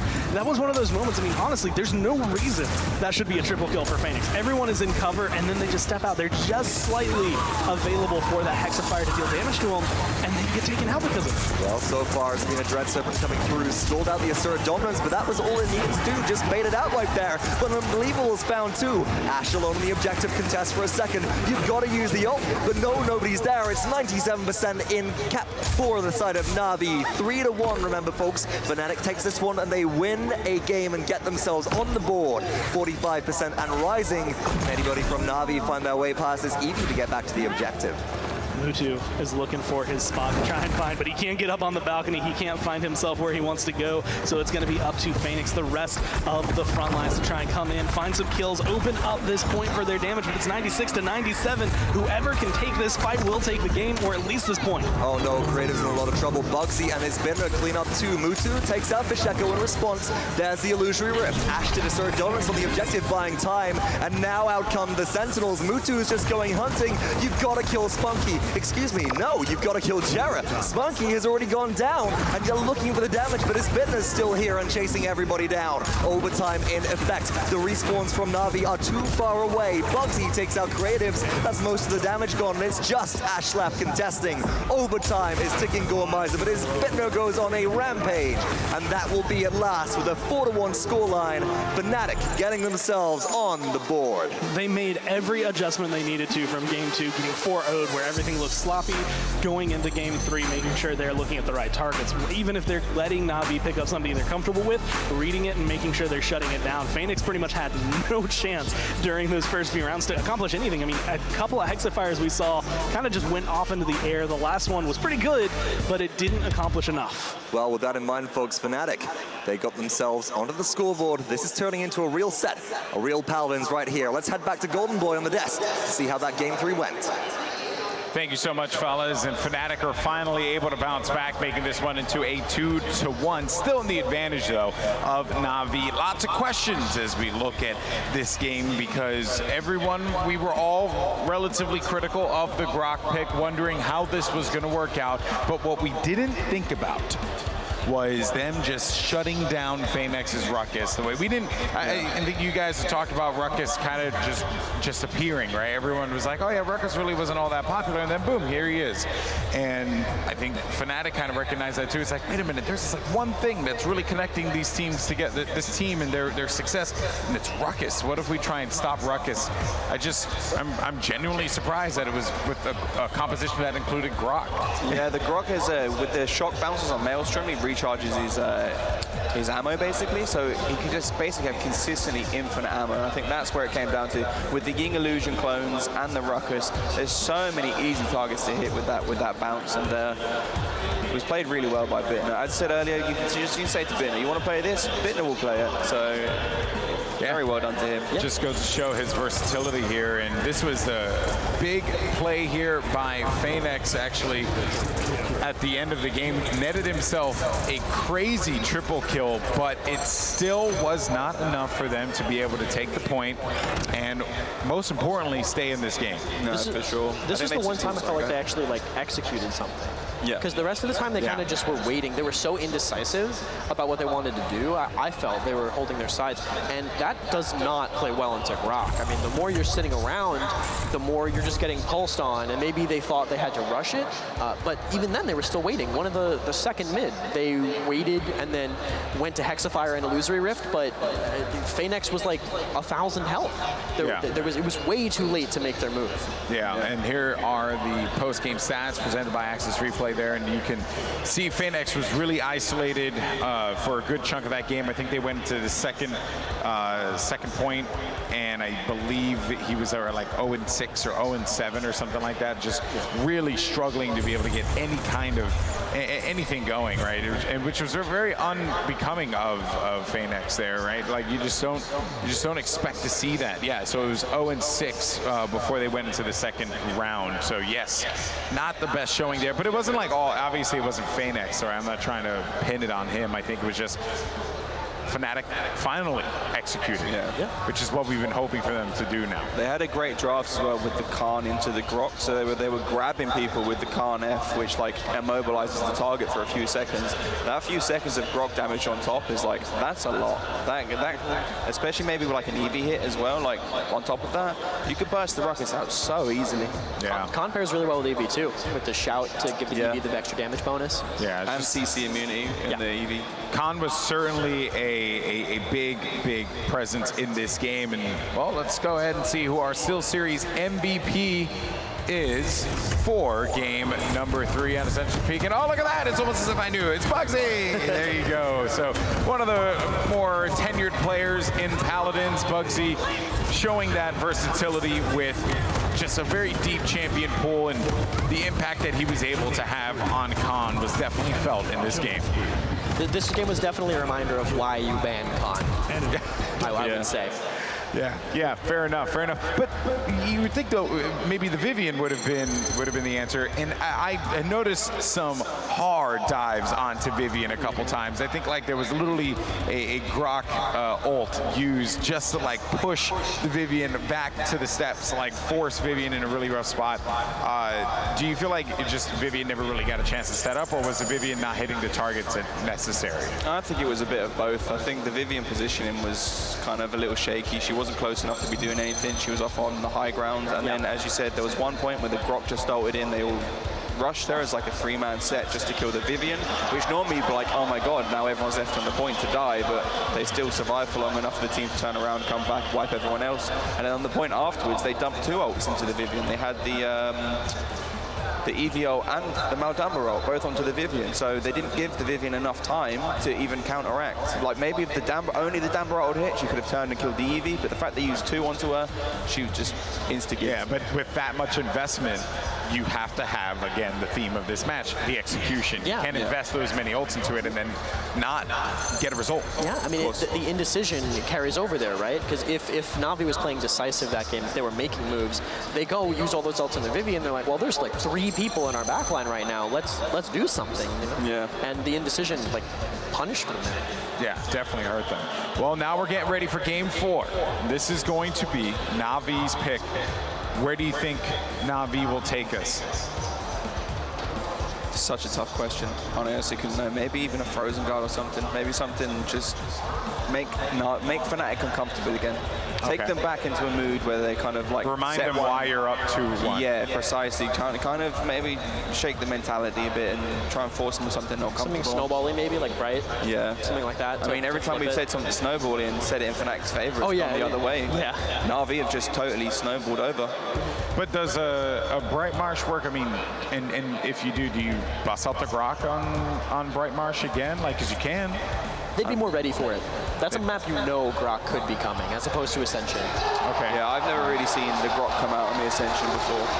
I've seen some weird supports come out on Ascension. I've seen some Rovers on Ascension, but the Grok, that was definitely a mystery pick for me. Yeah, and Fishiko was able to get the Eevee yet again, and was putting tons of pressure. I mean, look at this here, right? Went in, took out the Vivian, then dived back in, jumped onto the Ying, and just Fishiko was constantly in their face. Yep. Ruckus being pressured so early denied a lot of heal potential. Because Ruckus's triple rocks, like that burst damage he has in his pocket, can help the support a lot. Especially since with how far back Phanex is playing, he can see Spunky over there and spam Dak at that area, keeping the Eevee pressured, not letting the Eevee get away with as much. Since they pressured Phanex so hard, he wasn't able to get away with healing for his team as effectively. There's a clear plan. Just take out the Ruckus, which you really a testament to these players, right? Because it's not something that I think that a lot of folks would have thought about, right? You kind of would just be like, oh, we're just getting outplayed. We're just getting outplayed. But no, they're like, there's this like one unifying thing here, and it's the Ruckus, right? Like this was working out for them. But we're gonna go to Bright Marsh. That's cool on the Bright Marsh. Well done. Oh, Frozen's banned. I have to write these maps that are banned down. Yeah, I need to write them down as well. That's why I was Ice Mines was banned to Serpent Beach, Stone Keep, you know, just letting you guys know out there. So Bright Marsh is going to be map 4, and this is another maybe Grok map, but like you guys said, they're going to see this one coming. They're going to call it, so surely they will be aware, and we'll start to pick some bans here in just a little bit, see where all that lands. Yeah, just it being in mind during the draft is a big part of it, because they definitely weren't thinking Grok, and then they locked Ruckus Ying, came back with that draft to counter it, but now it's going to be firmly in Navi's heads on this map especially, and every map coming on from here on out. But you also have to take out the Khan as well. I don't think you let Khan through in at all. Like, it's just too powerful. They've already shown their flexibility to play the Vivian, and they can just play the Vivian into the Torvald. I don't know if they needed to ban it. I don't know if that was their play there. All right, well, let's find out. Picks and bans time for game number 4. Navi up 2-1. Fnatic just winning Ascension Peak with a very interesting composition. Now it's time to see if Fnatic are going to be able to bounce back, tie this series up 2-2, or will Navi be at series point? It will be Navi's first ban, and they're going to take out the Torvald. It's really good on this map. If you've played with the right characters, you can get away with a lot. So many tight corridors and stuff like where that bubble will just give you that added protection to survive some critical engagements. Very useful. Makoa and Khan are out as well. Especially like when you're in the houses as well with the Torvald, like the cheeky ult through the windows to blow them off from stairs. Sometimes you don't realize he's in there, and then, wait a minute, I'm flying here. Everyone's ready for that. Am I now, Grok? No, I'm not. The Androxus ban for Fnatic. Mutu loves Androxus on this map, and he plays it phenomenally well on this map. On the dock side of the map where the stairs are, Mutu will constantly flank in and out. He'll fly out. Yeah, he just keeps pushing in. He tries to go for your support. If he doesn't do it, he gets back out, and then you've got 4 to 5 seconds before he's back in again, and eventually he will get your support. And then once that happens, obviously they can snowball from there. Lian is grabbed by Navi quickly. Yeah, just a very safe pick up there with the Lian. I'm surprised again that it's not the Inara, but with Navi, I trust them well enough that the Lian can do enough work. Again, it just hides their hand as well. It doesn't show anything. Yeah, it also, Fnatic are probably uncomfortable playing into it, because they've been first banning it basically, right? Almost every single game coming into this. Yeah. So it does also shut down like the Willow on this map, the Drogos a little bit as well. 2 picks that are like phenomenally strong on Brightmarsh, simply because of the air control. Team. It is like a normal team, but with me. And Fnatic are going to get the Fernando here, and I mean, potentially this. Okay, I was going to say, I mean, surely you don't want to let the other team get Nanara on Brightmarsh. Not for free. Not for free. No. So they're going to take 2 front lines at the start here. I like this from them, because now they have the best tank, in my opinion, for both sides. Yeah. They have the best point tank, and they have the best tank for the apartment side to push that. The Ashe, the Ashe can't really, especially if the Nando just Master Riding's in. He can buy Master Riding at the start because of the innate cut on the Fireball on that build. He can get right in their face, just stand there, not let them take that poke angle from their window, and that's probably what Navi's going to want to do into having the worst point tank. Navi's kind of allowing a setup into the Grok though here with the Ying pickup, with the illusions that they can drop. So maybe we do get to see a second Grok map after all. Fnatic have last pick. Yeah. Grok 2 times in a row. I mean, he can fly, so it's time to be alive. He can fly, people. That's it. That's all you need to know. How do you beat that? How do you beat that? He's a what is he? Like a shaman that can fly. Yeah. It's the best kind of shaman. Pray to your gods. Maudamba. The spirits care. Very nice pickup. Yeah. Not surprising since the Ying's been taken already, but the Damba does do phenomenal work with the Inara. When the Inara uses her right-click damage reduction ability, she gets an innate extra boost to her healing numbers, and with a Maudamba, that really does a lot of work. Speed Spirit's on the build for the rotation as well. Yeah. It's really good with the Inara. I think we're going to get the Grok. It's possible. Or maybe they have Drogos as the flight substitute. Drogos can fly too. Well, obviously, yes. But 2 fly better than 1 fly. Exactly. Exactly. I just thought you laughed. And Barrack is not bad. Playing Grok into Barrack is not the worst thing in the world if they were going to go for it. Right. They have now. There's extra bounces on the turrets, and his shield, the uptime on his shield isn't great.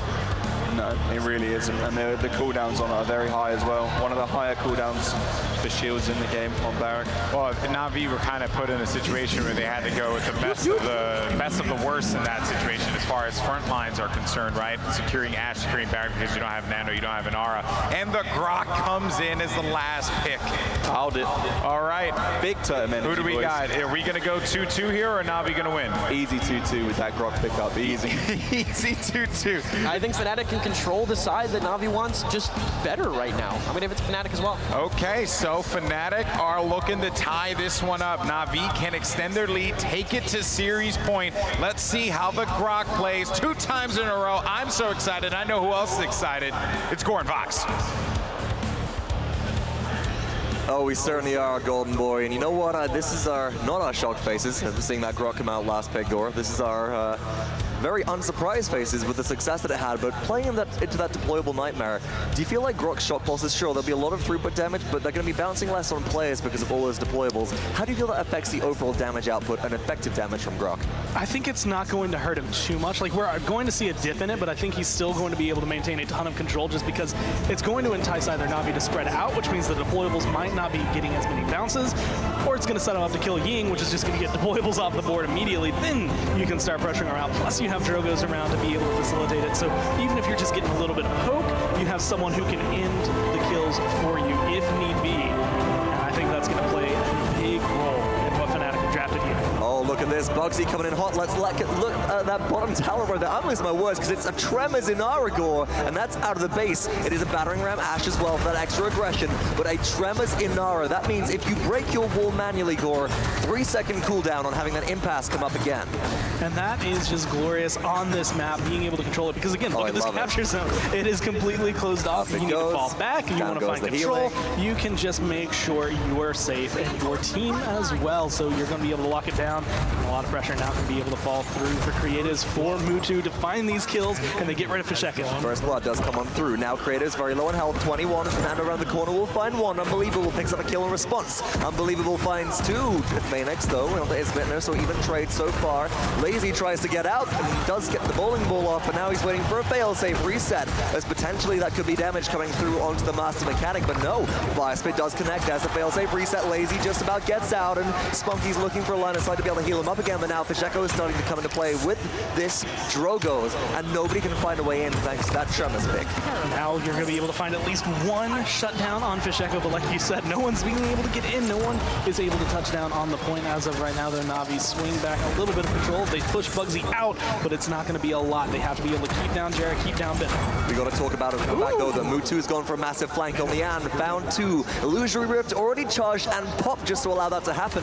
And Navi, despite not being in control of space early on, tick over from 99%. Overtime is in effect, but there's nobody from Fnatic around to touch, and that will be Navi going 1-0 over Fnatic on their map choice. Especially with the way things started, it's going to curve away from Fnatic. You're looking maybe at Grok not having enough potential during that first round. Maybe it's going to go through with items being picked up, and I think that's exactly the case. Bittner, during the beginning of the game last round, wasn't really doing anything stellar. He was just kind of playing the way you need to play. So Gore, but it was as Fisheko started to pick up. Fisheko was picking up, but I think the most important thing that we can't really deny here is the fact that Mutu getting off the flank and finding 3 kills in a row on Lian in Fnatic's backline was an abysmal thing for Fnatic to let happen.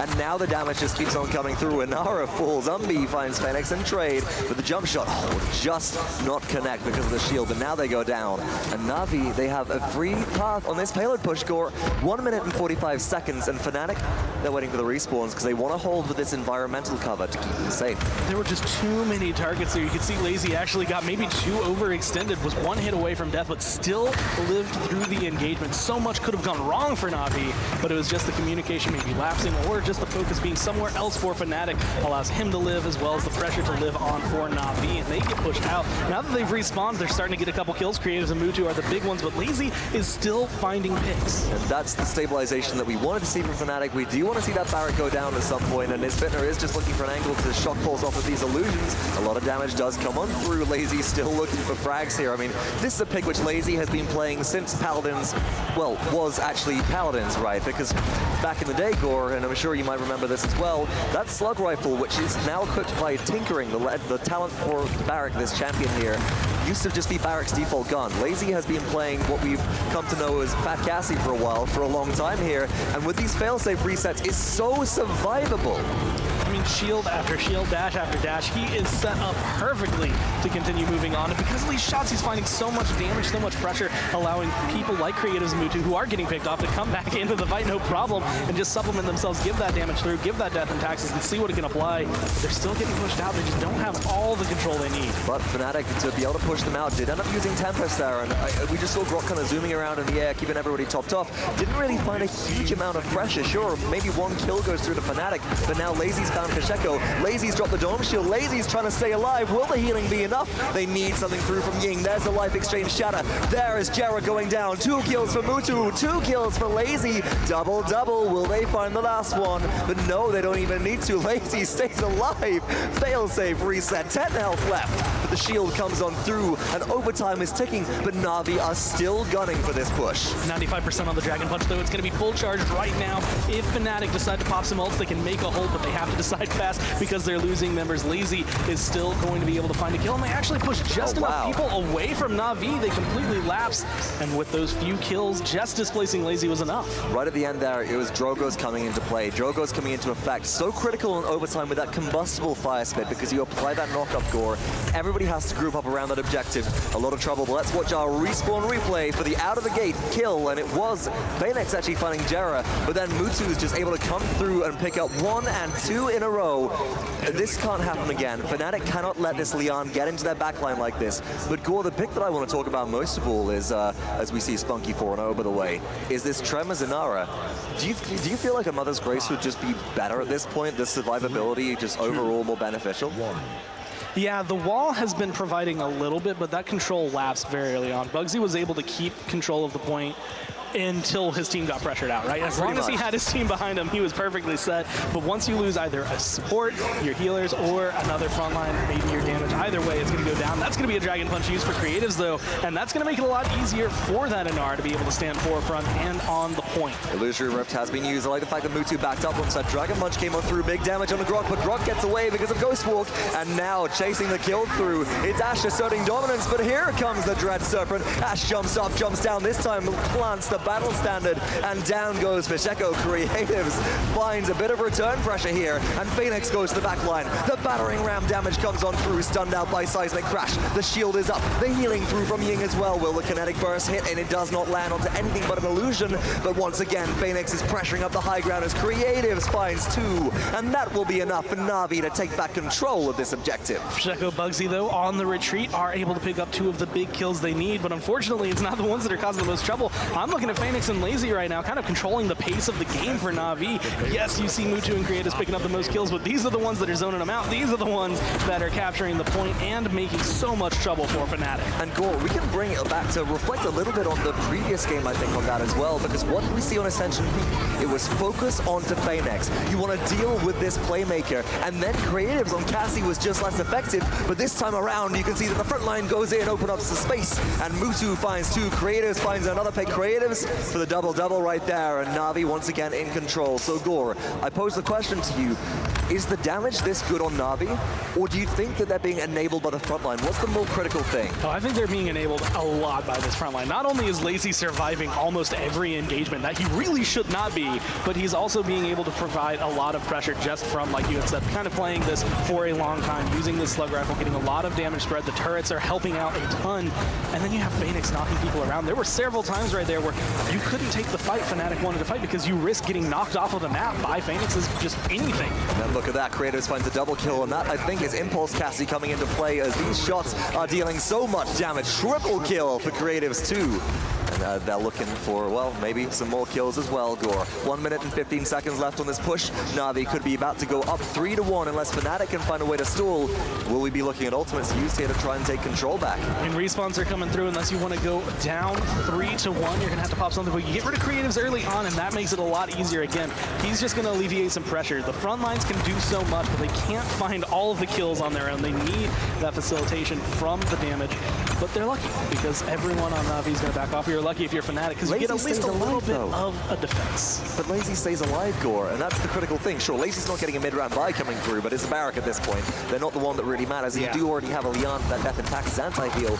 It's just amazing how survivable this Barrack is, and it's partially the stagger of the fail-safe resets coming through in that loadout. But regardless, folks, Creatives now gunning for the damage. Unbelievable, forced to pop Immortal. Seismic Crash comes through, but will there be follow-up? Can anybody burn down this damage? Dragon Punch does land, but Mutu answers back, and that could be curtains for Fnatic if they're not careful. They're waiting on the respawns. In the back line is Phoenix, though. Oh no, is Bittner so low on Grok as well. Comes out, goes into the Tempest, looking to heal up, and that might just be enough to hold. Unbelievable, going to be able to kill off Creatives as well, so you're alleviating all the pressure, you're taking care of the symptom, and you are getting rid of Navi at least for a defense, but there is still a lot of work to be done when it comes to the points. That's where they've been faltering. That's where things will get won by Navi if they can't change it up, and they just use a lot of resources at the end of that round to make sure that they kept the defense.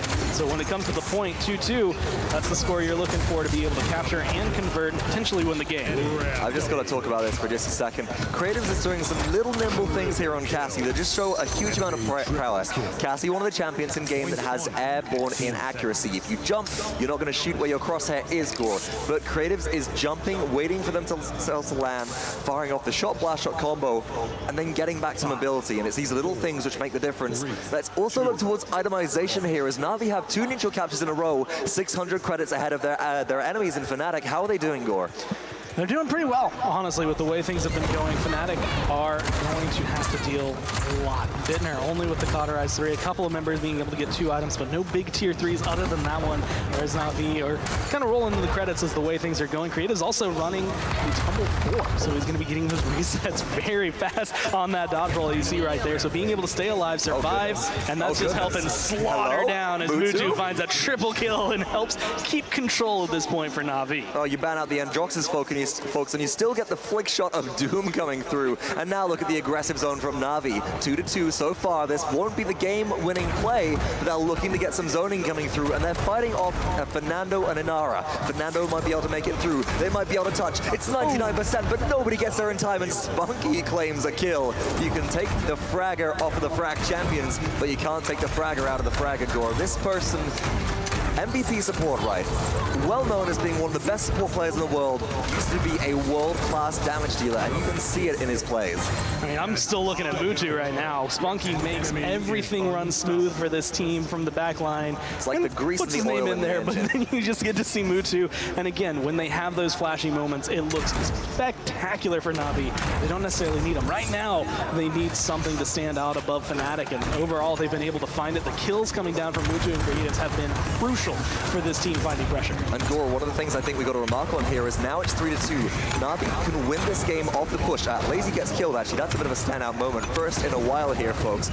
But critically, Navi have not been investing ultimates on the payload push up until this point. Fnatic have been forced to use ultimates just to make the defense, and now we're looking at Navi having the opportunity to convert. They have the opportunity to come back on through. This aggressive zone from Fnatic, by and large, that becomes so much more important.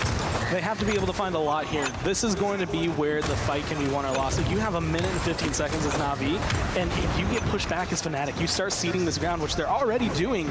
You go back to the payload, you try to hold there as long as you can, but then you get pushed back into your base. If you don't find a couple of picks early on now, this payload's going to get way too close for comfort. There's one, there's two, actually even trade so far. But again, it's Mutu in the backline. Enlightenment comes on through. That's one more from Mutu. Phoenix cleans up the Sheko. And again, it's just one left alive right now. It's just the Inara running away as Lazy has taken out his Bittner. Seismic Crash to stall out, and that's just buying time. Unbelievable is back, but that shield is getting decimated by Wrecker shots. Here comes the Immortal as well, trying to again buy time. Dragon Punch is ready. Will it be used? It takes down Lazy once again, but Mutu's still out here fragging Gore. Doing whatever he can on this Grok, trying to hold on as long as he can. Ghostwall gets used. Ghostwalk is taken down. Bittner goes back into the death screen, and now the kills are running through. There's the Enlightenment. The damage is good from Mutu to help find Inara. And still, it's unbelievable right there at the end, but that shield won't last long. Perforated by Reka, buffed shots, and out comes the damage through. The respawns keep on trickling, but there's nobody left to hold.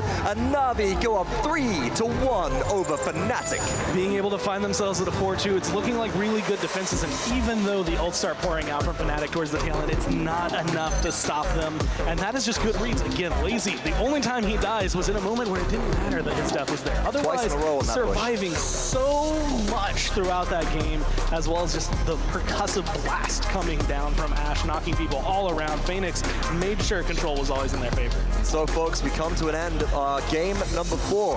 Grok, not the answer, surprisingly enough, on Brightmarsh. And with that in mind, let's once again head back to the desk to close this out and see if they think that Navi can take it all next game. This isn't the reality I want to live in, where Grok doesn't win on Brightmarsh, okay? I just think he didn't fly enough. He didn't fly More enough. flight, more win. Yeah, Simple more as that. Shaman flight. That was the solution, clearly. All right, welcome back to the desk, everybody here. And yeah, I mean, Navi, you know, just when you think that Navi are like not in the best of positions, just when you think that they, you know, pulled a DJ Khaled and played themselves, no, they managed to get Fnatic to play themselves here, which is actually kind of crazy how that whole thing works out. Major takeaways from this game. Who were your standouts? I think Mutu did phenomenal on the Lian. I think the aggression that he kind of brought into the team was like a big reason that you can shut Grok down. Grok is very good when you leave him to his own devices. If you put the pressure onto Grok, force his cooldowns, and then continue to pressure him after his cooldowns are gone, he becomes a relatively useless character. And I think Navi did phenomenal this set and make sure they shut that down before it had the time to really start trickling away. Yeah, they knew the effectiveness of the Grok, so they kept their distance. They also, it's almost like a mirror, more effective from the aggressive team, but it was almost like a mirror of the G2 Fnatic set and what they were trying to do. They were trying to take that house and like pressure their backline while they stalled on the other side, but Navi just played into it beautifully. I mean, they kept their mid-rangers alive, kiting. Spunky didn't die. He didn't die a single time that whole game. That's insane. What was that, 5 rounds or 5 points, 3 rounds or so? My word, that's insane. Look at these replays here from Spunky. But really, it's just more about what's not happening, and that's him not dying. That's the real replay there. Yeah, Fnatic, they were constantly trying to make something happen with the Nando pressure, which is what they had to do with their composition. But Navi just, they kept everyone alive, they kited, they sustained, and they just played right into it. Definitely, like you look at these compositions, and that's definitely the way that you would have to play that. But it is kind of wild that typically, I'm sure many fans, like, you know, casual fans would be watching the game and say to themselves, oh, you know, they have a Fernando and an Inara, they should be staying alive, man. Like, there's nothing that should be taking them out. And then, you know, you end up losing to the Ashe and Barrett combo. Like, okay, sure. So here are your post-game stats, and the Cassie once again being a big factor in this game. Still though, Bees, not bannable factor, right? Never bannable. And that's the thing with Cassie. She's in this like weird spot where she is top tier, but there still seems to be picks that just kind of offer more. Just that smidgen that you go for the bans, the more the Lian's kind of. But you said if you get the Lian, you don't necessarily need the Cassie. You don't necessarily need the Cassie. Because then you got Lian and took the Cassie. So then they want to try and play the Cassie a little bit more aggressive. So when you have the Cassie as like as a backline, you can kind of stay back, just do a little bit of poke damage, maybe take a big game Cassie, poke out the tanks. Oh, Phoenix with his little penguin. I'm glad he brought it up this time. I'm happy he brought it up onto the stage. You know, because the penguin was feeling a little. He was a little left out. A little lonely, yeah, a little left out, right? He's cramped in that suitcase. That's the Navi penguin right there. Navi needs to brand out that penguin and sell penguin merch. That's it, man. That's the play. So anyway, I didn't mean to interrupt you, but go on there. And your Still Series MVP, because the show's just moving on, is going to be Mutu on the Lian.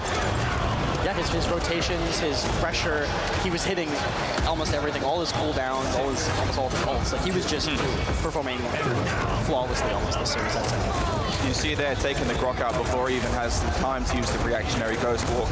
Pops him out half HP, instant headshot, takes him out before he even can use a rotation of cooldowns to survive. Really well played by Mutu. Look at that. Gets the Inara down to about half health, forcing that Inara to have to disengage to the payload, and then at that point, they're just sweeping them, right? You're cleaning house, and Mutu was nasty that game. And Lian, I mean, that's why you ban it out. That's why you banned it out.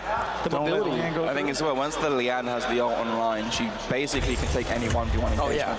As soon as she has ult, she knows if I go into that 1v1 engagement with you, I hold the advantage. She has damage immunity within the ult and a 1600 damage shot with a huge hitbox on it. Yeah. So she dashes in, uses even just 2 of her auto abilities that you can't miss, and then use her ultimate that, I mean, if you do miss, it's like you do something wrong. Oh, yeah. So she's very good in the 1v1 engagements in that sense. Well, map 5 is going to be Jaguar Falls. Kresnik, your thoughts? It's another close range type map. I mean, it's similar to Brightmarsh, just in the sense of the characters that are good on it, and how it's like a very flat map. So Khan, a character who is, while exceptional, he struggles on those maps with a lot of varied elevation. This is a map where he'll be very strong, but also any healer whose heals can go through walls. If there's like a Ying ban or something here, Furious Beam through walls or Grover's heal through walls could see a lot of good play on this map. Yeah, the Grover's actually really good on this map because there's lots of long-range sight where you can dismount. Across the point fight as well, you can get some good damage off, and then he just passively heals everyone through the walls. He doesn't have to be having the line of sights that, say, the Maldamba would in this kind of map setting. So you're saying that there's a chance of Grover could be coming out. Praise be the tree, baby. I'm just getting ready to talk about console later, Golden Boy. I'm just prepping myself. You're prepping. Yeah, I'm just honestly okay. just prepping Okay. myself. Look, we're gonna get Grover here. Okay, this is happening. If Ying is banned, I would not be surprised, but no. EU teams went to Furia before. Yeah, that was VP. Yeah. That was the one with the beam, right? Yeah, the one with the beam. Oh, that was she has wings. Why can't she fly? That was probably one of my top. She can fly in her own. She can fly. All right, well, Fnatic are going to take out Fernando and Makoa out on Navi's side of it. Just joining us, you see at the top of the screen there. Navi up 3-1 here. Winner will move on to the grand finals of the Paladins World Championship. Navi are at series point now. If they win this, they will be moving on to the big match. Fnatic need to bounce back. It's essentially be flawless at this point in time, and it has been very difficult for them thus far. The Ashe ban now for Fnatic. Let's see what Navi elect to do. Should be a Khan ban. I'd be very surprised to not see the Khan ban come through now. Yeah. To me, from Fnatic, this screams that their backline is having problems. Yeah. Because these are the tanks that can walk all over your backline. So by banning these, you're kind of saying, we're sick of you guys being able to get in. Maybe we're not playing perfectly, and now we want to find a way to stem your aggression. Yeah, we get the Inara come through, and I really hope that Fnatic elect to go for Mother's Grace this time. I think the Legend pick up from the last round, whilst it can work in a sense, I think the survivability, like Barrack survived for too long. Yeah. If you want that wall up, you want to put it up, take out that Barrack instantly, and they just kind of allowed him to live for too long in the last round. If you want to counter the Barrack, you pick up the Treacherous Crown. Yeah, precisely. And that works really well on Brightmarsh as well. The cripple on Brightmarsh is amazing because the extended range onto your F is huge. Torvald final go. Yeah. Oh, I want to see a Dredge. I want to see Dredge. This sounds like something you've seen in scrims. He shook his head. You can't see it, but he gave me a face I'm not that getting says, blacklisted, all right? I'm not putting anything out there. I'm just saying I want to see a Dredge. Hey, they can't hear us, I think. No one nodded at me, so I'm going to say yes. No. Well, I think also Smite is having a crazy good time over there, too. So I think we're properly covered up audio-wise right now. All right, well, Ruckus and Maldamba snagged for Navi. You have the Torvald Ying pickup. Fnatic are going to get the Cassie. Come on. And Fnatic is okay with pocketing non-flankers. You know, like they're okay with just using Tor for more sustained damage. They used it. My boys. Dredge is out. Release the Kraken. Bees, how did you know? I don't know, dude. Sixth sense. Wow, you're so smart. That's why you're here on the analyst. Do I even need to be here? This man's a psychic. Presented by Alienware. Okay. You can smell a pirate from a mile off. Yeah, you know, it's got that fishy scent. That briny scent. Yeah. Do you think Navi were expecting this? I don't think so. I don't think it's been a common. I know, but you're so perceptive. I wish you guys could see some Beast's face right now. information. It's so good. I'm privy to some information. And you're that so maybe some others- perceptive. You're so perceptive, Bees. All right, so the dredge is out now for Fnatic. Drogo's locked in for Navi. Let's get some picks in real quick. Bees, who you got? Fnatic all the way. Fnatic all the way. Navi, I think the Ruckus can walk on the dredge. Oh, the desk is split. Now it's time to find out from our casters. Let's send it over to Gore and Vox. Thank you so much, Golden Boy. Potentially the last game right here in this first semi-final set of the day. And to drink up me hearties, yo-ho, we've got a dredge. I mean, he's coming through. We've seen him be successful in the past. We've seen him also fall flat on his face, quite literally, at the end of games when potentially able to make game-changing plays, try to save whatever he can. We'll have to see. But I mean, even in that game where NIP go down with him, he was still like 20 and 10. Like, it's doing a lot of work. It's finding the kills. Blaster, right? It's really good for Jaguar Falls. We'll have to see who's playing it. It's probably going to be Fish Echo. Do you think there might be a last-minute switch up here, or is it just over to the Fish? If there's a last-minute switch up, then I feel like Fnatic are definitely reaching maybe too far in their pocket. It is going to be Fish Echo. If that was going to be Vincere, I would have been very confused, and you can expect a lot of spam, a lot of damage coming down from this dredge, and I can't think of who better to see on Drogo's than Mutu to try and counter it. Yeah, absolutely. Kratos is known as the blaster player for this team primarily, apart from when it's Drogo's, and then it's Mutu, that combustible style coming on through. But what do you think of the big game on Cassie as well here for Fnatic? Do you think this can be effective versus Navi? It's going to help a lot, especially against the Ruckus. The way things have been going, you're looking at two front lines, especially without too high of a health bar. Maybe not even that big of a saving grace, and their shield's getting taken down a lot. Oh my goodness, failsafe resets. Barrett gets away, but Gore, we already saw some of the power of Dredge right there, because Barrett goes in and sets up the turrets, and that Scuttle reload just demolishes them immediately.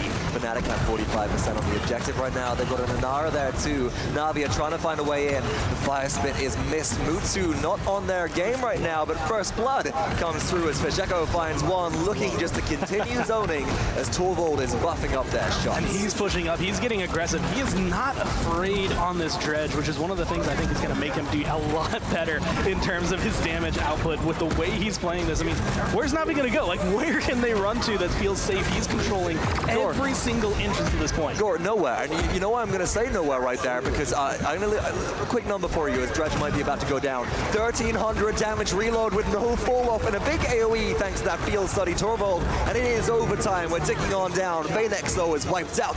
The Ying heal comes through. Illusory Rift popped by Fnatic, and that'll be enough to secure it. 1-0 over Navi in just about 2 minutes and 10 seconds. Pretty good so far. A lot of point control coming down from Fnatic, though. That's going to be something that's definitely in their wheelhouse. They have Dredge to make sure you literally can't walk into this area, and Inara, who is going to be so difficult to get rid of. Now, on the push, can he have that same impact? He's a little bit slower, no big mobility, can teleport out, but it's not really reliable. It's going to be very slow to go for, and you kind of have to preemptively set it up, so there's a lot that can play against Fish Echo here, except for his damage output, which is playing all into his hand. And this is the thing, there are two areas which you can primarily hold before this first choke point on this map. Hold that door, Dragon Punch comes through, Mutu connects onto Bugsy. Oh my goodness, Phoenix saves Mutu's life as well as his Bitna goes down, and it does appear that Navi have at least bought themselves some time on defense. So Gore, let's go back to talking about where you can hold as far as where Navi might want to look to hold right now as the kills just keep on coming through. If you're pushed back to your base, it's face or secret. Both of those areas can be spammed out by Dredge. Only the last place then is left at Catwalk or the main choke, and still Dredge can lob shots up there. This pick specifically on the offensive push, I think, is actually going to be more dangerous than maybe Navi expects. The way things are going, like choosing a fight nice in the open with the way things are going. They're trying to keep Fish Echo away from being able to, like you said, corral them into these small, tight areas where the explosion's going to be pretty much the easiest thing to confirm. We're going to have to call that objective point the fishbowl now, because that's what Fish Echo is doing to it. Where else do you look for Fish Echo right there? But either way, I mean, some ultimates are ready, right, Gore? It's 54 seconds left on this push. The field study buff is coming through, but Navi are holding pretty aggressively here. They're not playing into these smaller pockets where Dredge can spam them out a little bit more easily, which I like. But do you feel like Fnatic, with their desperation, I mean, this is do or die for them in this game. Do they just try and go for gold and slam this through as fast as possible? Or do they maybe let themselves go to a 2-2-3-3? Is that too risky for them? I think they're comfortable going to a 2-2-3-3. Again, and this goes back to like the pre-game interview, the way things things have been going for these teams, they play each other all the time. They know each other really well. There wasn't any ill will between the two of them. They recognize that with the way things are going, they are going to be the top in Europe no matter what. Yes, Fnatic had third seed this time coming out of the PPL, but they've definitely proven themselves once again on land to be strong. Navi, as defending world champs, both of these teams typically taking a best of 7 to a full game 7, a best of 5 to a full game 5. Every single thing they have plays into their pocket. They're comfortable playing Navi, even if it's a 3-3. As we see the push coming through, it's Bitter tries to find Maldan, but the double dodge rolls coming through. Look at those somersault resets right there. That's some loadout trickery from Cassie. Gord is down, damage comes on through, big game shots. There's one, there's two. Will they find the next one onto Lazy? And it will be 2 shots in a row. Nice turret juke, but it only buys time now. Just Mutu left. 1 shot, 2 shot, 3 shot misses. And Mutu stays alive as Navi find the defense as the damage goes off chasing kills instead of focusing on the objective. Objective is the key throughout all of this. The payload, again, not going to be the easiest thing to push with this kind of draft from Fnatic. No. If they find some good kills early on, maybe if Fisheko can kind of get rolling and get set up somewhere, I think things might swing heavily in their favor. But Fisheko doesn't roll. it Dredge, comes to a point. maybe the Bomb King ult would be what you want to get rolling, but not the Dredge. The Dredge has got to do the... I want to see an aggro portal Summon jump. the Kraken. I want to see maybe Fisheko run up on push, place an aggressive portal, die, come out of base, and then just pop and Kraken people when they don't least expect it. Can you imagine how just groovy that would be? If it could work that way, it would be amazing. But I really feel like he would get popped the minute he came through. He pops out and it's like whack-a-mole. It's like, oh, it's fresh. But you just step out of the Kraken because it's a very slow to activate ultimate. But so far, this time around, Navi coming back into this fight with ultimates available. Scout has been used, 5 apiece for each team. Navi looking for some damage. Here comes Hyper Beam. Will it find a kill? No, Unbelievable doesn't find anybody. And now Fnatic are vulnerable because they've got only 2 to respond. Dragon Punch at the ready. Hexafire, Dome Shield to hold on down. Out comes the spam from Dredge. Might see it forced any second here. Lazy just holding on as long as possible. And down it goes as Kraken denies it. Fisheko finds Lazy. There's one. Nothing in response to the Dread Serpent, but no kills picked up as Dragon Punch comes through. Looking for a kill. Who he's going to target? He's going to get Unbelievable. Finds a double kill as he kills off Bitter. Looking for the third, and he takes out Fisheko, swinging it back in their favor. Navi are ready to reclaim this point. They have 1 Inara standing in their way. Seismic Crash might slow them down, but they should find this kill. But Spunky stays alive. Bugsy can't pick it up. Lazy comes on back on through, folks, and what a play from Mutsugor. I mean, this is what we come to expect from the flick shot heard around the world. Back onto a Drogos this time. Doesn't seem to be slowing them down this round. All the setup is there, 87, 90%. It's rising up. Navi are in control. No Dredge to really change the pace of the game. No front line. They're all too slow. No movement abilities for Inara or the Torvald. They are so impossibly slow, and because of that, you see them both falter just a couple steps away from the point. Feels bad to be a waddle tank, right? That's kind of the thing that I'm going for. We called them point tanks before, but like Barak is kind of in that mix, but has the bowling boots. I'm feeling Inara and Torvald, they're waddle tanks. They just kind of like buff up to the objective. They go pop, pop, as they bounce along, but even so, they will be able to hold strong on defense, and that's what I'm looking for. Big damage out of Mutu, though, opens up 1 kill. Lazy finds his Vintner. Will the Dredge go down? There's the field study bubble. There's the barrage coming through, and Fisheko does clean up Mutu, but will it be enough? Broadside damage is pretty legendary, but you got to hit all those shots. I mean, it's something about 1,300 damage in a nice small area, whatever you want to reload, especially when you have your Deft Hands 1 as well as just your loadout working in your advantage to make sure everything goes your way, but they're still finding good shots, still locking them down just outside the base as well. Coming around this corner is one of the hardest pushes to make, but they have a minute and a half to do it as Navi. So let's see how Fnatic will set up on this defense score. Mutu trying to find angles here, looking for some damage. Salvo charging ready, bigger AoE shots, less damage per shot. Come around the corner, Dredge very low, does escape through the portal and will stay alive. Impasse buys time as well, 99% of the way through. If Fnatic take their eye off the ball for a second, this one is over. Lazy finds Bugsy, the fire spit damage is too much, and that's Navi pushing it through to go up.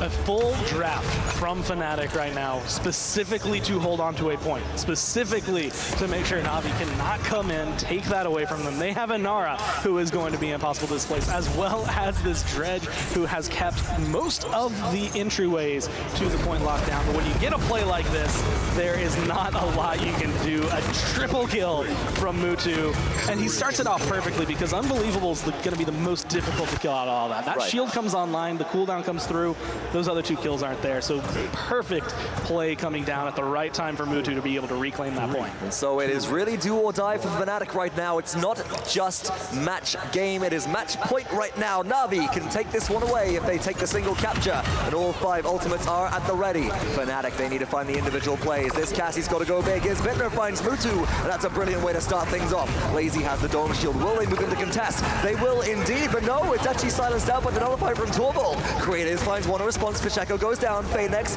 takes out Unbelievable. Phoenix takes down Jera. There's the Hex of Fire, but no, Bugsy stands strong on Inara like a rock you need, but still, here's the Dragon Punch score. Here's the Drogo's returning, and that's the natural predator, the airborne threat. Being able to come through a lot of kills. I mean, Phoenix was 1 hit from dead, but the healing that is pumped out from Spunky, not as Vincere, make sure he not only stays alive, but he keeps coming through. He's feeling comfortable, he's feeling confident. They're feeling 60% and potentially a trip to the finals. Here's the Dragon Punch looking for Runby, finds Fisheko instead, but Creatives takes out is Bittner. 78% on the objective, contesting is Inara, but it just doesn't matter as Spunky and Lazy clean up. Mutu finds the flick shot on Najera, and 99% rolls through. Navi take down Fnatic 4 games to 1 and advance through to the Paladins World Championship Finals. Dredge looked so good at the beginning of that game and still able to have an impressive performance throughout all of it, but things just started to fall apart, and I want to give all credit mainly to Spunky, Mutu, and Phoenix towards the end of that. It's the Navi skin. It's the Navi skin for Spunky, and bless Spunky for boosting Maldambo's win rate. This tournament, the placement round through even today, it's been all about the Ying, and now as the skill gap has been reduced to nothing, as these teams come through to who's better on the day, we see that support efficacy is neutralized right there, and it just comes down to your individual players, Gore. They're 1 step closer to going back-to-back. If you're Spunky back-to-back-to-back and put 3 rings on your hands with the way you are feeling comfortable, and I mean, no matter who they end up facing next, everything's going to be insane. But for right now, Navi are perfect. They certainly are, and indeed we do have another semi-final set coming up a little bit later, Gore, but let's not jump ahead too far. For the time being, let's head back to Golden Boy on the desk to close out this first set. Thank you so much, fellas. Yes, let's not get ahead of ourselves real fast, because there's still a lot to talk about in what we saw in that Jaguar Falls matchup. A lot of big storylines going into it. Dredge obviously being a big one, expecting Dredge to be like this dominating force, and he was at the beginning of the game. And then you had Mutu take to the skies as Drogos and secure themselves that victory. But there was a lot more to it as well. Let's start to break that one down here. Golden Boy alongside with Kresnik and Bees. And here's some of the highlights from Fishico's Dredge play at the start. Really, Navi were like, what the hell do we do right now to try and stop this dude? Because he seems to have just infinite amounts of damage output. Yeah, it was definitely something that I don't think they were ready for at first, but as the game went on, they adapted, and when the ults came online, was a really big thing, I think. But once the ults came online, they had ways to execute into the Dredge, when I think Fnatic mostly had counter ultimates. The Kraken to counter other things, the Scout to see what they're doing. Like, they really didn't have that many great take the fight to them ultimates. Okay, and considering that Dredge was taking the fight to them, you kind of want to have that follow-up there, right? Bees, you were speaking very highly of the Fnatic Dredge. I expected very great things of the Dredge Fnatic. I think you just wanted to see more Paladins. I want to see more games, I can't lie. Yeah. I always want to see more games from these boys. I think there was a great set regardless of the results, and I think the Fnatic boys played phenomenal today.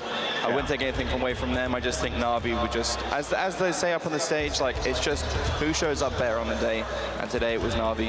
Yeah, and it started off that way, right? You had Navi taking 2 games right away, and then that bounce back ended up happening. You thought, okay, maybe this is the opportunity that we're looking for, but we're getting ahead of ourselves here. Here's the post-game stats for that game, and Creative's a big performance out of him. Phoenix coming up huge at the end there to lock down, what was it, almost a triple to secure that point. And the Inara, let me double check, did she have Cauterize? I was asking. She did. She didn't have enough Cauterize to burn through the healing that Phoenix was getting. He should have been dead. That was the only thing coming out of my mouth. Like, he should not be alive right now. There's 2 people shooting at him. He just hexed it in front of everybody, and he just got away. Basically just shined the bat signal, and and it told everyone, look at me, and then everyone looked, and then they were like, oh, but they did nothing to stop it. From a player's perspective as well, it's one of the most irritating things when like someone gets in your face and ults and like they should die, especially when you're the point tank. You know, they're like Ruckus, like your little tick damage, tick, tick, tick, tick, tick, tick, tick, and shooting your pebbles over. They're like, what are you guys doing? It's infuriating, let me tell you. You sound like you're speaking from experience. Maybe once or twice. You got your little pebble wand, you know, and you're just trying your to little tickle stick. Poke away your tickle stick, and then Ruckus is over here with machine gun, rocket launchers, everything, just hexafire, bubbles, goblin You're just a inside. kid skipping rocks over a lake into a tank. Oh man, well, there are the Navi boys, and they have to be feeling pretty happy about that one. And let's actually find out who is your Steel Series MVP for that game on Jaguar Falls, and it is going to be Phoenix getting that redemption after being absolutely decimated. What was that on? I believe it was Bright Marsh. No, sorry, Ascension Peak. Ascension Peak. Finally getting his redemption. Yeah, Ruckus is what I thought was going to be like a key part into this, because he can kind of bully a Torv and his pocket if timed right. Like he can just kind of jump on the dredge, and with the emitter up, the dredge really can't, unless he went Wrecker, which he didn't, burn through. He can't really burn through the Ruckus. The Ruckus can out DPS it. If the Torv is looking somewhere else for 10 seconds, you could just lose your dredge. Yeah. I thought Phoenix played very reactionary well in a very good sense. But when the dredge appeared in certain circumstances, he knew he didn't have the advantage, and you could see him instantly jumping straight back out. He didn't take the fights when it wasn't in his favor, and that's what makes a great Ruckus player, is recognizing them situations where it's like, I can go all in and survive, or I'm not even going to risk it. I'm not even going to try and go in. I think he played phenomenally in that sense. Yeah, you have to have that instinct, right? And it's very clear that Phoenix is getting comfortable with it. But if you are Space Age Gaming or Envy, you have to look at the way on Ascension Peak that Phoenix was pushed to the limit there and forced really out of that game to try and like counter it, because right now there aren't a lot of weaknesses that Navi have here. Like, you know, when there's a meta shift, or when it feels like they're the ones dictating the meta. Yeah, they do, very much so. When you play them in scrims, they like a lot of the times, like when they swing sets and stuff in scrims, and you realize like sometimes they're just trying to learn things. So they're like, oh, I wonder if this combo works with this combo, and like sometimes it's terrible, but then sometimes they figure things out way before others, and it's ferocious when they pull out, especially when you don't know it's coming. When it's just like in a tournament setting, they've been playing against another team, and then randomly they pull it out on you, and you're like, wow, how did we miss this one? But that'll never happen to you, right? Aren't you a psychic? No, I know. You can't things. Get one over bees. This guy, bees knows things. That is it. All right, guys, thank you so much for your insight for that game, and congratulations to Navi. They will be moving on to the finals of the Paladins World Championship, and they will await the winner of Envy and Space Station Gaming. For now, though, we're going to go to the back, check out what's going on with Navi, get the reactions from that match. Well, once again, you have been able to come through. You've taken Fnatic down on the big stage for another time this year. How are you feeling going into the finals? Feeling pretty good, actually. Of course, we're a bit worried because they had the placements land and they looked very strong, and in the set against G2 they looked really strong, so it was a bit worrisome, but we pulled out in the end, and I'm very excited because of that, because in the end, don't look at me like that when I say pull it out in the end, but because of that win against Fnatic, we got a boost of confidence going into the finals. That's awesome to hear, guys. Glad that you've got some confidence coming through on now. One of the big questions that arose from us, Fnatic took a pretty strong game back off of you partway through that set, with a lot of focus coming specifically onto you, Phoenix. Was there any adjustment that you guys wanted to take going into Bright Marsh, or did you feel like Fnatic let off the gas there? I mean, look at the 4 people that are standing around me. You can focus me, but those 4 people will just kill you back just as hard. Like, and I can stall for a long time. I've been in a situation before where people focus me. That's when I started becoming a flex, because I was a very few champion-centered practice I had. So I became a flex and practiced more champions. So it would be harder for teams to focus me. I would never want to be the weak link of the team again. So going into that last map, Dredge gets locked in, and it's something that we haven't really gotten to see a whole lot of. What exactly were the adaptations you had to make? Because first round, he's controlling the point. It pretty much stops anybody from the team from getting on there. What were the adjustments in round 2 and 3 to really make sure you held him under control? This is actually an adjustment I called after the first round, where we knew we had ults and they had ults, and the way they were playing in this dark room with the 3 exits, and we had our damages on the left and the middle, so we had no angle on them. So I called for creators to rotate if they did the same, which they did, and then we got angles on them, being able to do more damage, and then Lazy even got a flank on them as well, so we hit them from 3 different sides. Makes it really hard for Ying and even Torvald to keep them alive. So just tying into a little bit right at the end there. Also, I want to thank Lazy. Digidog. I want to thank Digidog for giving us this practice against Dredge. That's true. That is literally the reason why it's not a problem for us to deal Diggy with. loves picking Dredge in scrims. Wow, so big props, I guess, to Digidog for bringing that out, getting you guys a little bit trained up against that.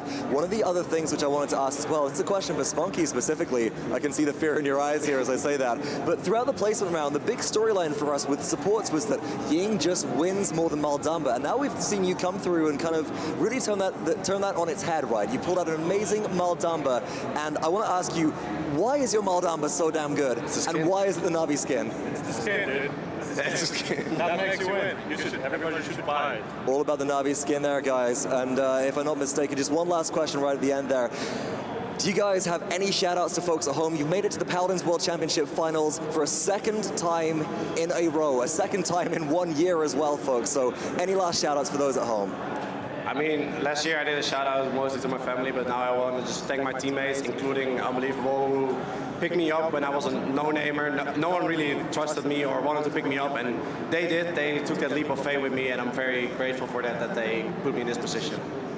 Awesome stuff. Thank you and congratulations once again, guys. We'll see you back again tomorrow. But until now, get some well-deserved rest and take it easy. Watch the rest of the semifinals kick off. Thank you. Thank you.